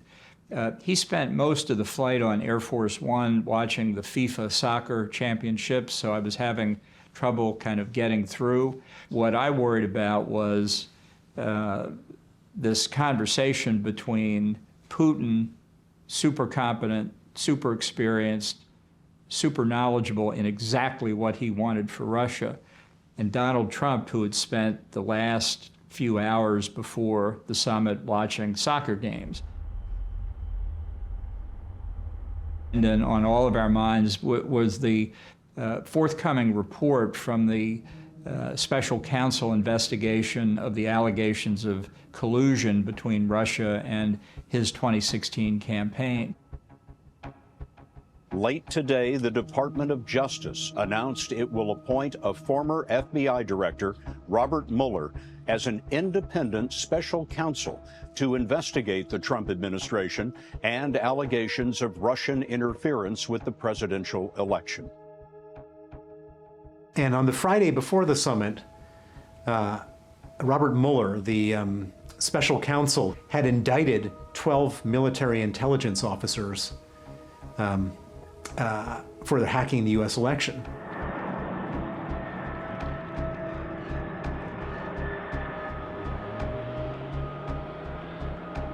The press conference was in a big hall in the presidential palace, very, very impressive. John Kelly, the chief of staff, and I sat together in the front row on the American side and observed that this was a rare occasion where the nuclear codes for missile launching, one for Trump, one for Putin, were both in the same room at the same time. One of the journalists from Reuters stood up, raised his hand, and said, Why should Americans and why should President Trump believe your statement that Russia did not intervene in the 2016 election, given the evidence that U.S. intelligence agencies have provided? And will you consider extraditing the 12 Russian officials that were indicted last week by a U.S. grand jury?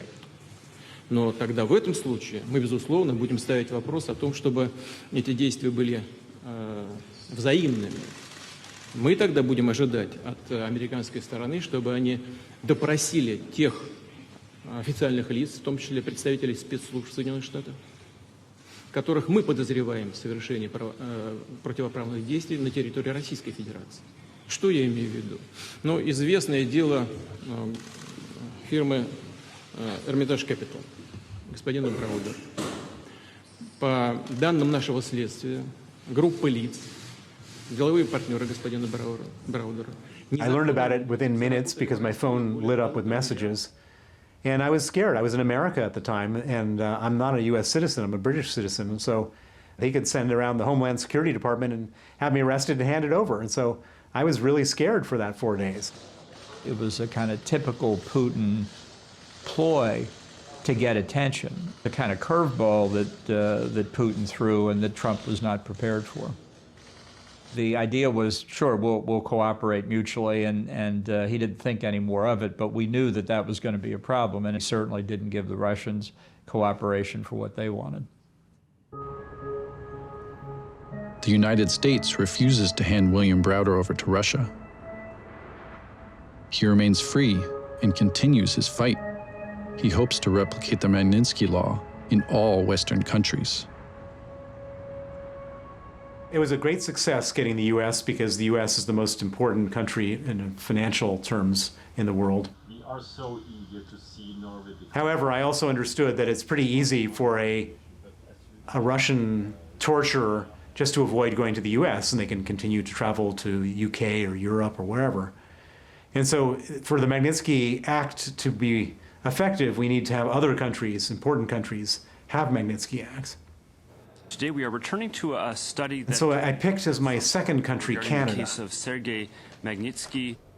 And in October of 2017, we got the Canadian Parliament unanimously voted for a Canadian Magnitsky Act. Not a single vote against it. And then I went to the European Union and I said, you should do a Magnitsky Act. And they say, we can't do it, you have to go to the member states. So I go to the member states, and they say, we can't do it, you have to do it at the European Union. And basically nobody wanted to do it. Вот все то время, все те годы, что я участвовал в этой международной кампании за справедливость и ответственность, в этой международной кампании за введение этих персональных санкций в отношении коррупционеров и нарушителей прав человека в России,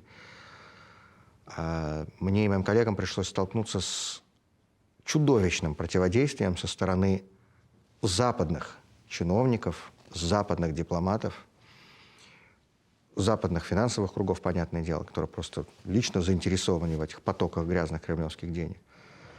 Вот, и они пытались сделать все, чтобы не допустить и остановить принятие этих законов.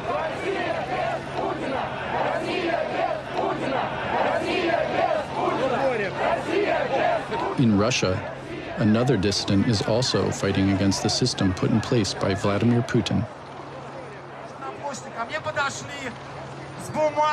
Если вы пойдете, то власть увидит, что много людей против коррупции. Если вы пойдете, они увидят, что даже несмотря на запрет, люди выходят против цензуры, выходят против блокировок. A lawyer by training, Alexei Navalny investigates the money stolen by the Russian elites, and after the murder of Boris Nemtsov, establishes himself as leader of the opposition. Царь не хочет вас видеть на улице. Пойдете? Пойдете? 5 мая, Тверская, 14 часов. Россия будет свободной. Долой царя!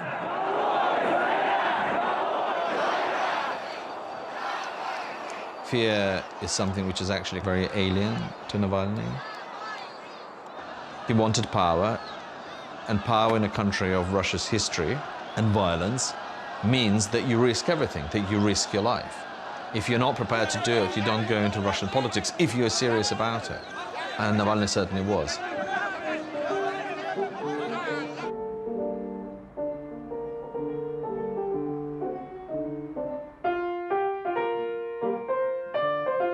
Navalny is somebody I have been writing about for a number of years. He's somebody I talk to regularly when I could. He's become an important part of my own life. In many ways, what he's done defined the path that Russia has taken so far, will take. Alexei Navalny is #1 enemy for Vladimir Putin. Vladimir Putin, for a long time, cannot say the word Navalny. This is really bizarre, but it's almost like a fantasy book where if you say something, the world will change. Alexei Navalny decided that his political fight should be anti-corruption fight.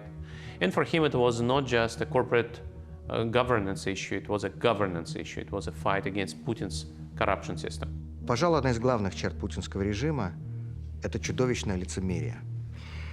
Потому что эта система построена так, что те люди, которые вот находятся в Кремле и рядом с ним, те люди, которые растоптали, уничтожили все базовые принципы демократического общества в России, сами очень любят пользоваться благами и привилегиями демократического общества на Западе. И это, с одной стороны, чудовищное лицемерие этих людей, а с другой стороны, конечно же, это и потворство этим людям со стороны Запада. Ну, наверное, самый яркий, если так можно сказать, самый позорный пример – это, конечно, Герхард Шрёдер, бывший канцлер Германии, который продолжал работать на Роснефти, получать $500 000 евро в год в качестве зарплаты. Vladimir Putin was always thinking about pipelines, gas, oil, playing a key role in relations with Europe. After Fukushima disaster, Germany decided to exit nuclear power, which has given enormous energy power to Putin. Gerhard Schröder was a very important player helping Putin to build Nord Stream and indeed to open doors in Europe. Inauguration solennelle du gazoduc Nord Stream reliant la Russie à l'Europe, en présence de la chancelière allemande, de son prédécesseur Gerhard Schröder, qui est à la tête du consortium chargé du projet. Wir zeigen mit diesem Projekt auch die Anwesenheit so vieler Vertreter europäischer Länder, dass wir auf eine sichere, auf eine belastbare Partnerschaft mit Russland in der Zukunft setzen. That day, the Europeans failed to mention that they're leaving the Ukrainians out in the cold. Vladimir Putin devised Nord Stream to bypass Ukraine and deprive it of the revenues linked to the transit of gas through its territory. There are lucrative contracts. There is Nord Stream and so on and so forth. In many cases, these instruments are legal. So we don't see, even now, that Gerhard Schröder has violated any laws. He was legally paid by Russian government. That was tolerated by the Western society, which was a big mistake because it gave Vladimir Putin a tool to subvert Western political institutions. И, кстати, то, что Запад на это никак не отреагировал, что Запад не знал, почему Шрёдер вообще там остался в России и за что он деньги получает. То есть он кто? Он кем работал? Дворником? Он же работал не дворником. Работал канцлером, он был глава государства. The West has engaged in trade and financial cooperation with Russia because it was convenient. Because nobody believed that would be a big war in Europe, even though indeed there was a war in Georgia in 2008, a war in Crimea in 2014. The West thought that it would be able to continue cooperation with Mr. Putin. And in principle, there is nothing wrong in cooperation, as long as you do that with open eyes and understand that you're fighting against dirty money as well. Aucun enjeu essentiel ne peut être traité aujourd'hui sur ces sujets sans dialoguer avec la Russie. Я убежден, что фундаментальные интересы России и Франции гораздо важнее текущей политической конъюнктуры. Лучше всех это понимает французский бизнес, кстати говоря. В прошлом году прямые французские инвестиции в российскую экономику увеличились на $2,5 миллиарда. Но на самом деле многие западные политики так или иначе пошли на услужение путинскому режиму в разных там правлениях, советах директоров. Это и Николя Саркози, Франсуа Фийон, бывший премьер-министр Франции, Джордж Осборн, бывший министр финансов Великобритании, Карин Кнайсель, бывший министр иностранных дел Австрии и многие-многие другие. Огромный список западных политиков, у которых вот есть такие ценники, бирочки висят, вот за сколько они готовы продаться путинскому режиму. Вот это поведение западных лидеров, оно тоже укрепляло Путина в этой его религиозной вере. В том, что западная демократия – это очень примитивно. Есть просто практические интересы отдельных политиков, которых всегда можно купить.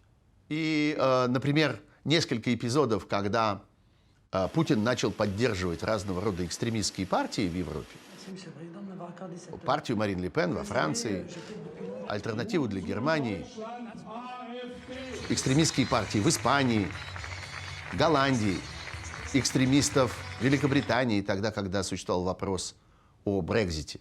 Все это было частью вот этой его веры, что в сущности можно купить, можно заплатить.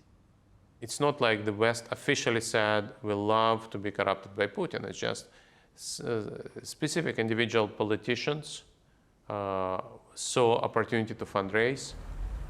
There was an industry, it still is an industry in places like London, industry of lawyers, investment bankers, PR consultants, real estate consultants who benefit from this money coming in.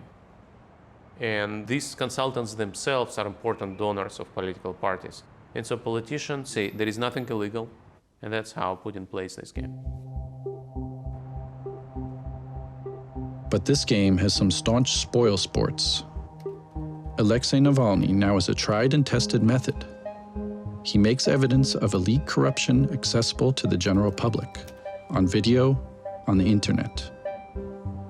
In 2017, the opposition leader decides to strike as close to Vladimir Putin as possible. He targets Dmitry Medvedev, his prime minister. When Navalny made this film about Dmitry Medvedev, he chose absolutely the right target.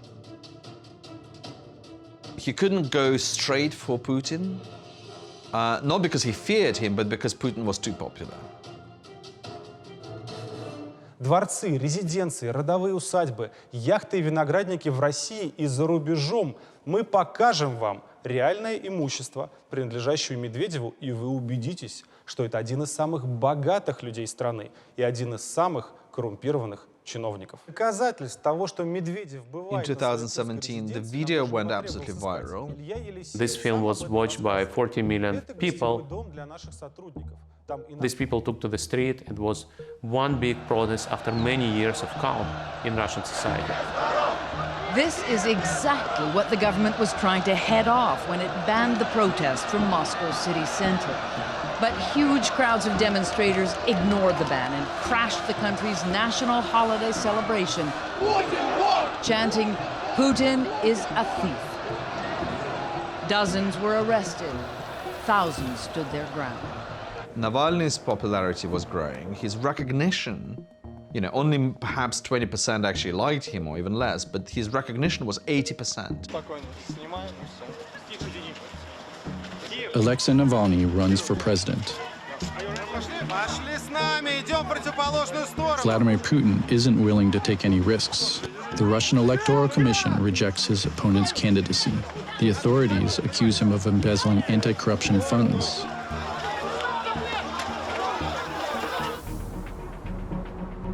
Vladimir Putin is re-elected in 2018 with more than 76% of the vote.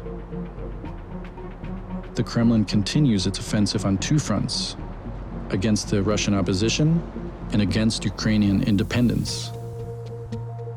The West remains indifferent, and Germany launches the construction of a second gas pipeline. Berlin donne son feu vert à la construction de Nord Stream 2. Le gazoduc russe a pour objectif de doubler les capacités de son grand frère Nord Stream 1 et permettre à la Russie d'exporter davantage de gaz vers l'Allemagne. There were a couple of heads of state meeting, first with President Macron of France, then with Chancellor Merkel of Germany. Nord Stream 2 came up in both those discussions, and particularly with Merkel, Trump was very, very strong on why the pipeline should be canceled. He saw international relations in many respects through the eyes of an accountant looking at a company's balance sheets. He felt Germany in particular was not having an adequate trade relationship with the United States. They were actually paying money to Russia. It's very sad when Germany makes a massive oil and gas deal with Russia, where you're supposed to be guarding against Russia, and Germany goes out and pays billions and billions of dollars a year to Russia. And he said at one point to Merkel that Russia controls Germany. She just sat there patiently and listened to him, but it was clear he was not persuading her. The Germans intended during Merkel's entire tenure to proceed with Nord Stream 2, notwithstanding the dependence on Russia. The United States is concerned with the old continent's energy independence, but also wants to sell its shale gas to Europe. Meanwhile, William Browder is learning the intricacies of European politics. In order to expand the Magnitsky Act, the businessman will use the dealings between the member states and Brussels to his advantage. The European Union pretty much blocked us at every different step of the way. But then I found an interesting loophole. I found a bunch of Dutch members of parliament who had all heard the story and been allies for a long time. And they organized a very specialized resolution. And the resolution said, called on the Dutch government to go to the European Union and formally present a European Magnitsky Act. And so they grudgingly, just in the same way as Obama had been, they presented half-heartedly a proposal for a European Magnitsky Act without any intention of it following through. But then I went to Sweden, and then we went to Germany and France and various other places. And so all these people were half-heartedly supporting it at the European level. And as a result, the Magnitsky Act then passed in the European Union. The Magnitsky Act now exists in 33 countries. But to get the Magnitsky Act passed is only half the battle. Getting the Magnitsky Act populated with villains is the second half of the battle. The list of people targeted by the Magnitsky Law grows. Meanwhile, the Russian government tightens its stranglehold. In the summer of 2020, Vladimir Putin has the constitution amended. The limit on the number of presidential terms is abolished. He can now remain in office until 2036 and enjoys lifelong immunity.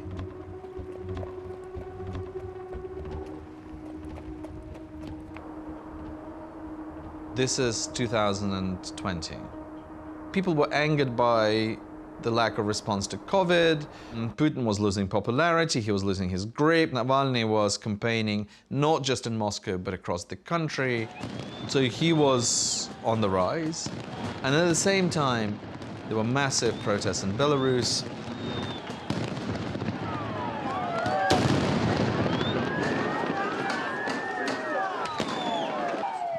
Lukashenko has just declared himself president again for, 250th time. The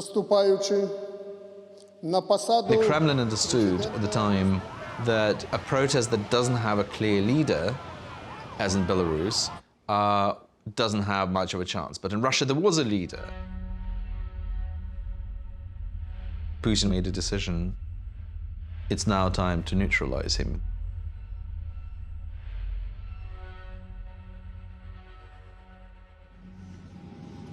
On August 20th, 2020, Alexei Navalny is in Russia. He takes off from Tomsk, Siberia to return to Moscow.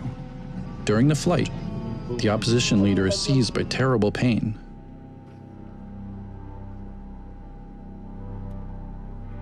The pilots decide to make an emergency landing in Omsk. Отравление Навального было страшным личным ударом. Так же, как, это уже второй удар, который я получил, а первый это был Борис Немцов. Я очень дружил с Борисом Немцовым. Вот с Навальным тоже. Это было так, как будто это произошло с каким-то членом семьи. Мы следили за Юлей и обсуждали с ней, когда она полетела в Омск для того, чтобы вытаскивать оттуда тело Алексея, непонятно, живого или мертвого на тот момент. Вы жену не пустите? Какому больному? Жену пускайте. Жену пропускайте. This was a big change in Russian politics. We were in a new stage. This was a transformative event. That regime, which was a corrupt authoritarian regime, was becoming a dictatorship. Les nouvelles que nous avons à cette heure sont extrêmement inquiétantes. Nous continuons de suivre de très près la situation. Nous en avons discuté avec Madame la Chancelière. Nous sommes évidemment prêts à apporter toute l'assistance nécessaire à Alexandre Navalny. Et ce qui est important aussi, c'est que l'on arrive à savoir exactement comment on a pu en arriver là. Macron and Merkel and all the foreign leaders in the democratic world understood that this was not just a violation of human rights. It was not just a terrible attack on liberty and the freedom of speech or whatever. It was actually a political act which changes, as I said, your calculation of what the person sitting in the Kremlin, your counterpart, the president of the largest nuclear power, is capable of, because then that leads you to think about the security of your own people, the security of your country, because it changes the risk profile. Эта ситуация возмутительная. Алексея не дают нам выдать. Мы считаем, что очевидно, что что-то скрывают от нас. Мы требуем, чтобы немедленно Алексея отдали из этой больницы, и мы увезли его к врачам, которым мы доверяем. Спасибо. Абсолютно было всем очевидно, что его держат в этой омской больнице в ожидании, пока следы яда выветрятся из его организма. Then next day, Macron, Merkel, and Finnish President Niinistö called Putin. They all required to let Navalny go. And of course, not letting Navalny go was equivalent to a confession that, yes, I poisoned him, I want him to die. And so Putin was told by his own advisors that there is no trace of poison, so there is nothing to lose. And then they let him go. Putin made a mistake.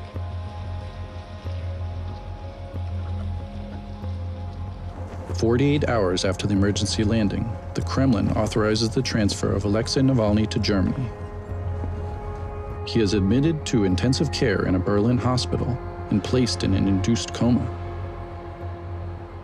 He was in a German clinic in Berlin. They ran the test and then they published the result of the test and they said it was Novichok. Alexei Navalny ist Opfer eines Verbrechens. Er sollte zum Schweigen gebracht werden. Es stellen sich jetzt sehr schwerwiegende Fragen, die nur die russische Regierung beantworten kann und beantworten muss. With all the attacks that the Kremlin carries out, be it Navalny's assassination attempt, be it the shooting down of the plane Malaysian airliner over Donbass in 2014, the reaction is always the same. The state propaganda, the propaganda machine immediately kicks in and it starts throwing all these different versions of you. He was drinking the night before. He was on medication. He had a sugar drop. All this, oh no, the Germans poisoned him, or he did it himself. And And you create so many versions that there is no truth. So by the time the truth come out saying, well, it's just another version. И есть почва для того, чтобы объявить действия наших немецких коллег абсолютно неприемлемыми, обвиняет нас во всех смертных грехах, и при этом вместе с Францией, кстати сказать, стал главным закоперщиком, главным инициатором обсуждений в Евросоюзе и в НАТО вопроса о введении санкций против Российской Федерации за дело, которое никак и никем не доказано, как нечто, содеянное на территории Российской Федерации. Russia is worried about the fate of Nord Stream 2, the project site, already disrupted for months by American sanctions, is now threatened with total shutdown. But realpolitik quickly takes over. Germany, where Alexei Navalny has just come out of a coma, negotiates intensely with the Americans to lift the sanctions. Imposing sanctions on Nord Stream 2 meant imposing sanctions on German companies, on German banks, on European companies and banks. So the question for policymakers in the US, was that really the goal? Was our goal to create an economic war between the United States and our allies in Europe? Ultimately, it wasn't worth it, right? The goal of our policy was to apply pressure to Russia. It wasn't to create economic tension between the United States and Germany. So our perspective at the time was that the most aggressive sanctions against Russian gas would be self-defeating, because ultimately they would achieve Putin's objective, which was to drive a wedge between the United States and Europe.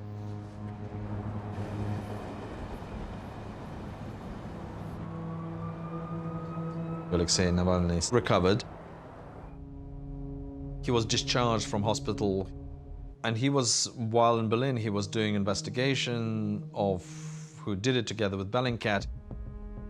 They just bought data in Russian, whatever it's called, the dark net. They actually could follow who bought tickets. They identified their names. They saw who and where they were flying.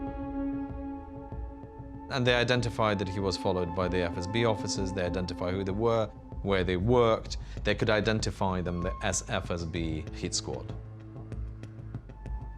And then they called them one by one. Most of them, I think, hung up, but there was one guy who decided to pick up the phone and speak.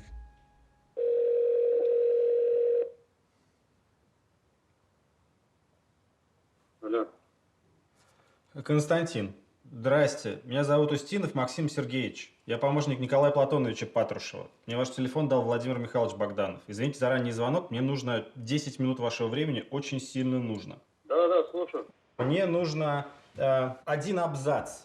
Просто краткое понимание от членов команды. Что у нас пошло не так? Почему в Томске был с Навальным полный провал? Ну, это вот я вопрос себе задавал уже не один раз, кстати. Ну, я оцениваю работу хорошую, по крайней мере. Ну, работа сделана как бы, ну, как вот делали, как бы это все прорабатывалось вопрос. И не один раз. Ну, в нашей работе, сами понимаете, вопросов и нюансов всегда очень много, и все учитывать, как бы, ну, стараемся всегда по максимальному. Посадили там это, сами понимаете, да, там полетел, посадили, все, как бы, ситуация сложилась так, что не в нашу пользу, я так считаю. Если чуть дольше, то, соответственно, чуть могло бы все пойти по-другому. Если бы чуть дольше летел? Есть непосредственно по инструкции медики. Вот, они ему там закололи антибиотик какой-то, предположительно. Если бы там чуть-чуть дольше, то, возможно, и все как бы закончилось по-другому. Путин застрелил Немцова, послав убийцу. Путин отравил Навального.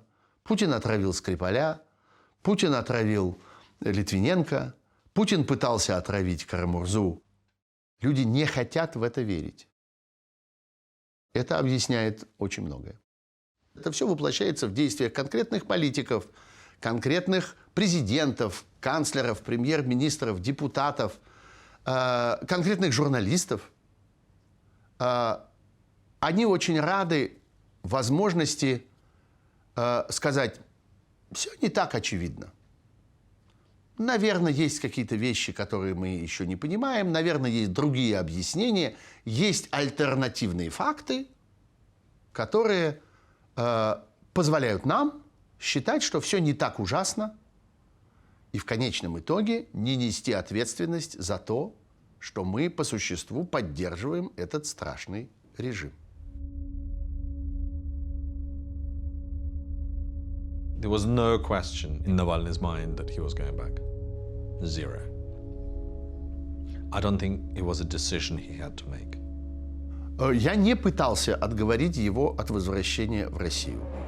Я прекрасно понимаю, что если бы он остался в Германии, он этим признал бы самому себе, что все, что он сделал до сих пор, все, что он пережил, включая самое страшное, включая смерть, он умер один раз, а потом вернулся. Вот это все никому не нужно. Он это выбрасывает, забывает, он раскаивается в этом, он отказывается от этого, и он признает свое поражение. He knew it was a media event. That's what he wanted to be. He wanted the cameras to be there. He completely controlled the narrative. I mean, Putin had Novichok, and Navalny had the power of the story. It was a Russian low coster called Победа, which means victory. He was the last one to board. Everybody was already on the plane. Half of the plane was probably journalists. Everybody got jumped up taking photographs.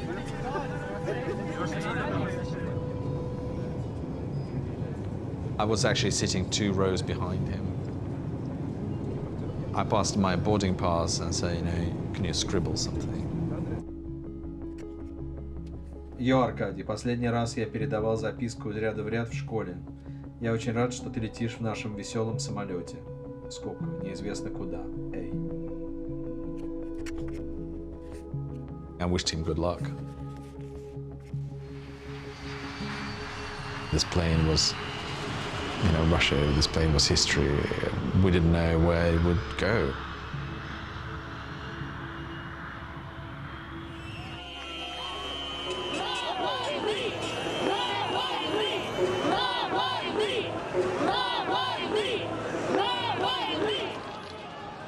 So we landed, he walked off the plane. Sort of big photograph of the Kremlin. You know, clear image of this is where he wanted to be. Я не боюсь.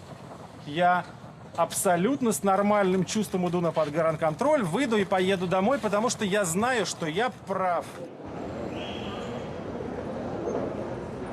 Then he walked to the passport control. Вы прошли пограничный контроль? He hugged Yulia, and then they were going to take Navalny away. В каком статусе, Алексей? В каком статусе? Держись! Удачи, Алексей! Мы с вами!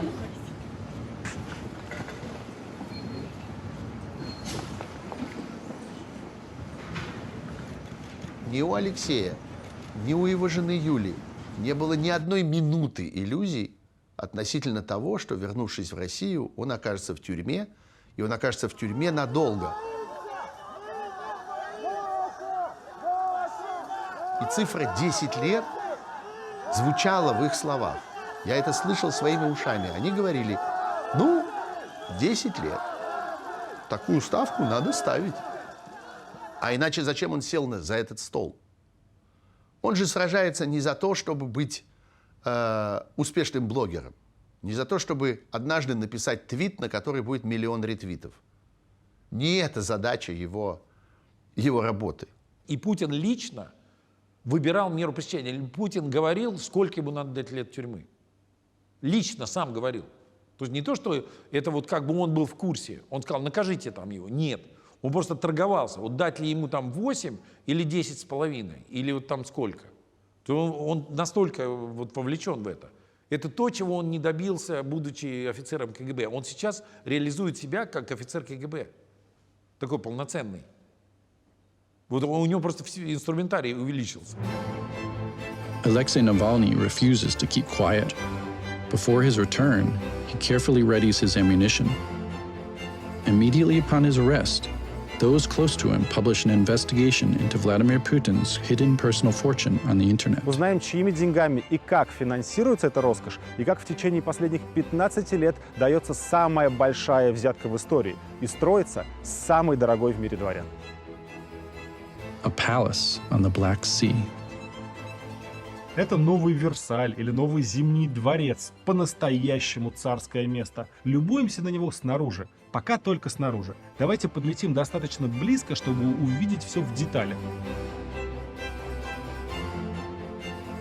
Alexei Navalny is able to prove that the building was financed with funds diverted from the Russian budget. The investigation is so damning that the authorities react. One of the oligarchs closest to the president hastily claims ownership of the building. The denial fools no one. This is like a bomb landed. There was a man behind bars and he just lobbed this missile from behind bars. Greetings to Putin. Понятно, что он будет сидеть столько, сколько существует режим Путина. Столько, сколько Путин будет оставаться у власти. Ситуация вокруг меня становилась все более и более сложной, мрачной и опасной. Все это приближалось ко мне все ближе. Все это кончилось тем, что я вынужден был уехать из России. Весной 2001 года я поехал в Грецию на 2 недели и уже не вернулся в Россию. But then things developed very, very quickly. And then by March, we have a build-up of Russian troops on the Ukrainian border. And the two stories, the story of Navalny's assassination attempt and the story of the build-up of troops leading to the war, are part of the same story. For months, Russia masses 100,000 troops on the Ukrainian border. American intelligence announces an invasion. An exercise, the Kremlin replies. Russia is lying, and the West, especially the Europeans, tolerate it.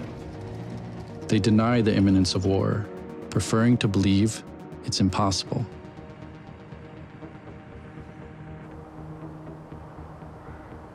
Мною принято решение о проведении специальной военной операции. Кто бы ни пытался помешать нам, а тем более создать угрозы для нашей страны, для нашего народа, должны знать, что ответ России будет незамедлительным и приведет вас к таким последствиям, с которыми вы в своей истории еще никогда не сталкивались.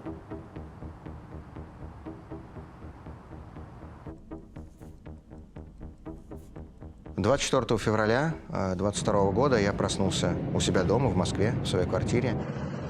Около 8 утра, наверное. Ну и, как я обычно всегда с утра делаю, включил телефон, чтобы почитать новости. И увидел, что Путин напал на Украину, что началось вторжение, что идут бомбардировки.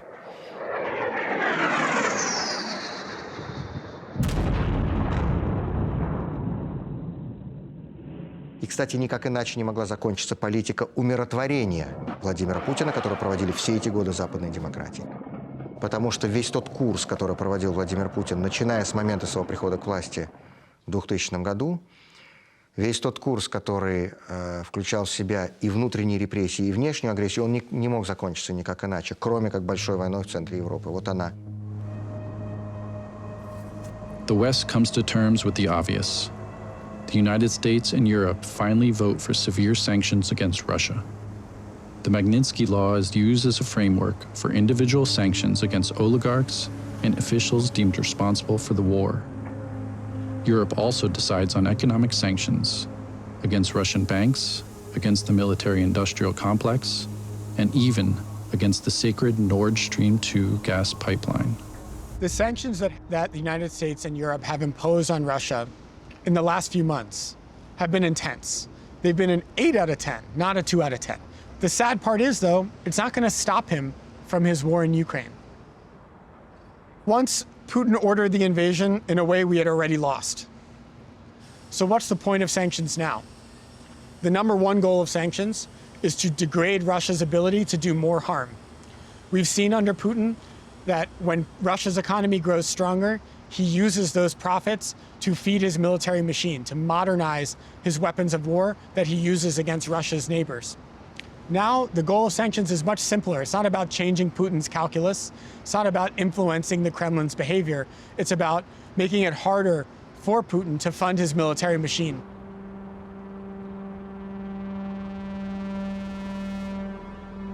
Vladimir Putin forbids Russians to speak this war's name. 2 weeks after the beginning of the invasion, a law is passed banning the dissemination of false information about the special operation. The Iron Curtain, which had begun to lift in 1985 with Gorbachev, abruptly falls again.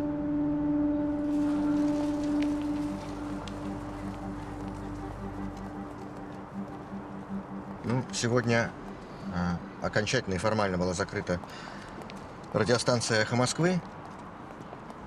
Я еду, потому что, а как я могу не ехать? Я сегодня должен быть вместе со своими коллегами, товарищами, соратниками.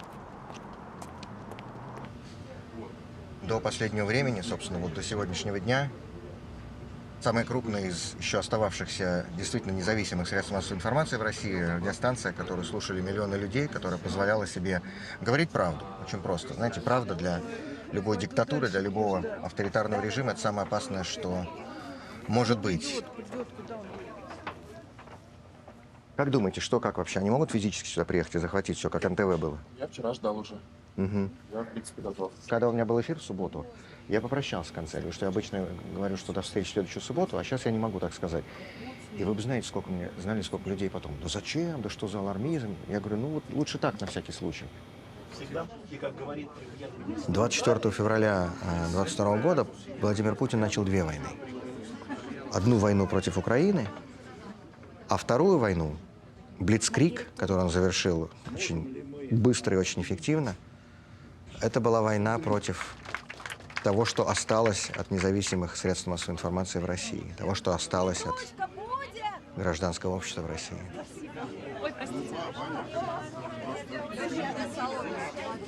Вот у нас сегодня в России около 500 политических заключенных. Я думаю, что в ближайшие недели и месяцы их будут тысячи.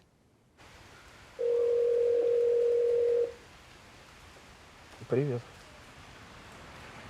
Давайте попробуем, если быстро, оперативно, вам рассказать, что сказал Владимир Карамурзой. Около 18 часов вечера Владимир Карамурза, паркуясь у своего дома, был задержан группой сотрудников полиции. Причем автобус полицейский ждал его заранее. То есть они заранее знали, кого задерживали. Совершенно очевидно, что путинским властям сейчас нужно просто избавиться от Владимира Карамурзы по каким-то причинам.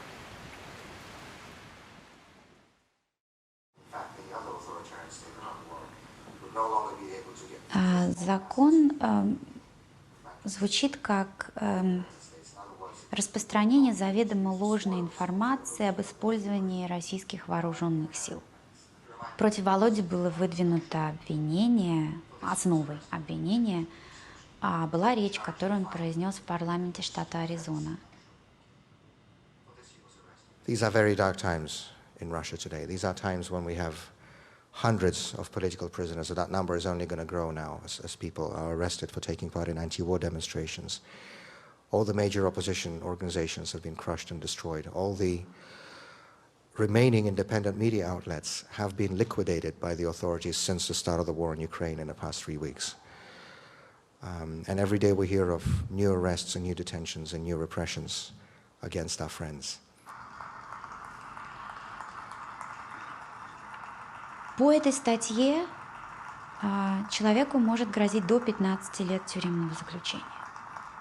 То есть 15 лет тюремного заключения за то, что человек выходит на улицу и говорит: я русский, и я против этой кровавой войны в Украине. 15 лет. Но такая страшная реальность сегодняшней жизни в России.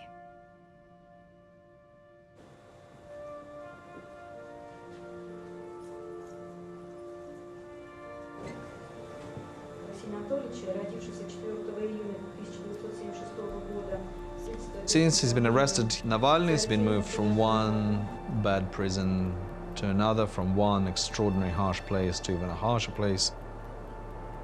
They deprived him of medical care.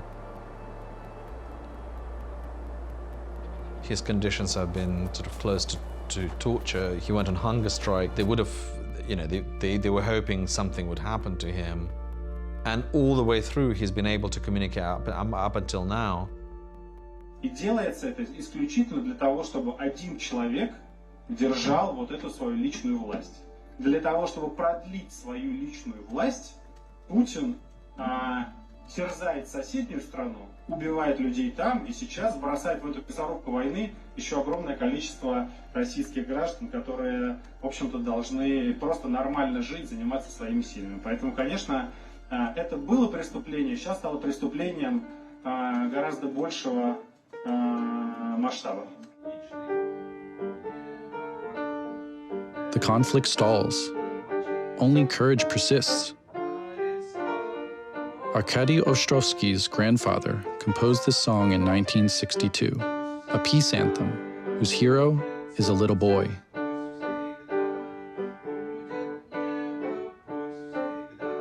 Since the beginning of the invasion of Ukraine, it has been sung by Russians protesting against the war.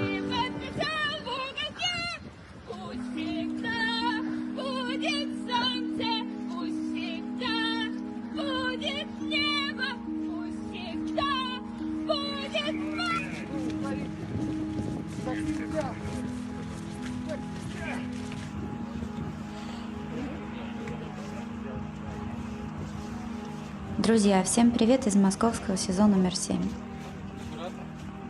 Чего только не повидал за этот месяц. И УВД, и ИВС, и спецприемник, и карцер, и общие камеры, автозаки, стаканы, прогулочные дворики. Один такой зэк, пока стояли рядом лицом к стене, тихо сказал с вопросительной интонацией в конце: «Наверное, лучше бы промолчал?» «Нет», — ответил ему, не задумываясь. «Нельзя молчать. Все зло в мире делается с согласия молчащих. Не все в России молчат. Все будет хорошо. Ночь темнее всего перед рассветом». Владимир Карамурза.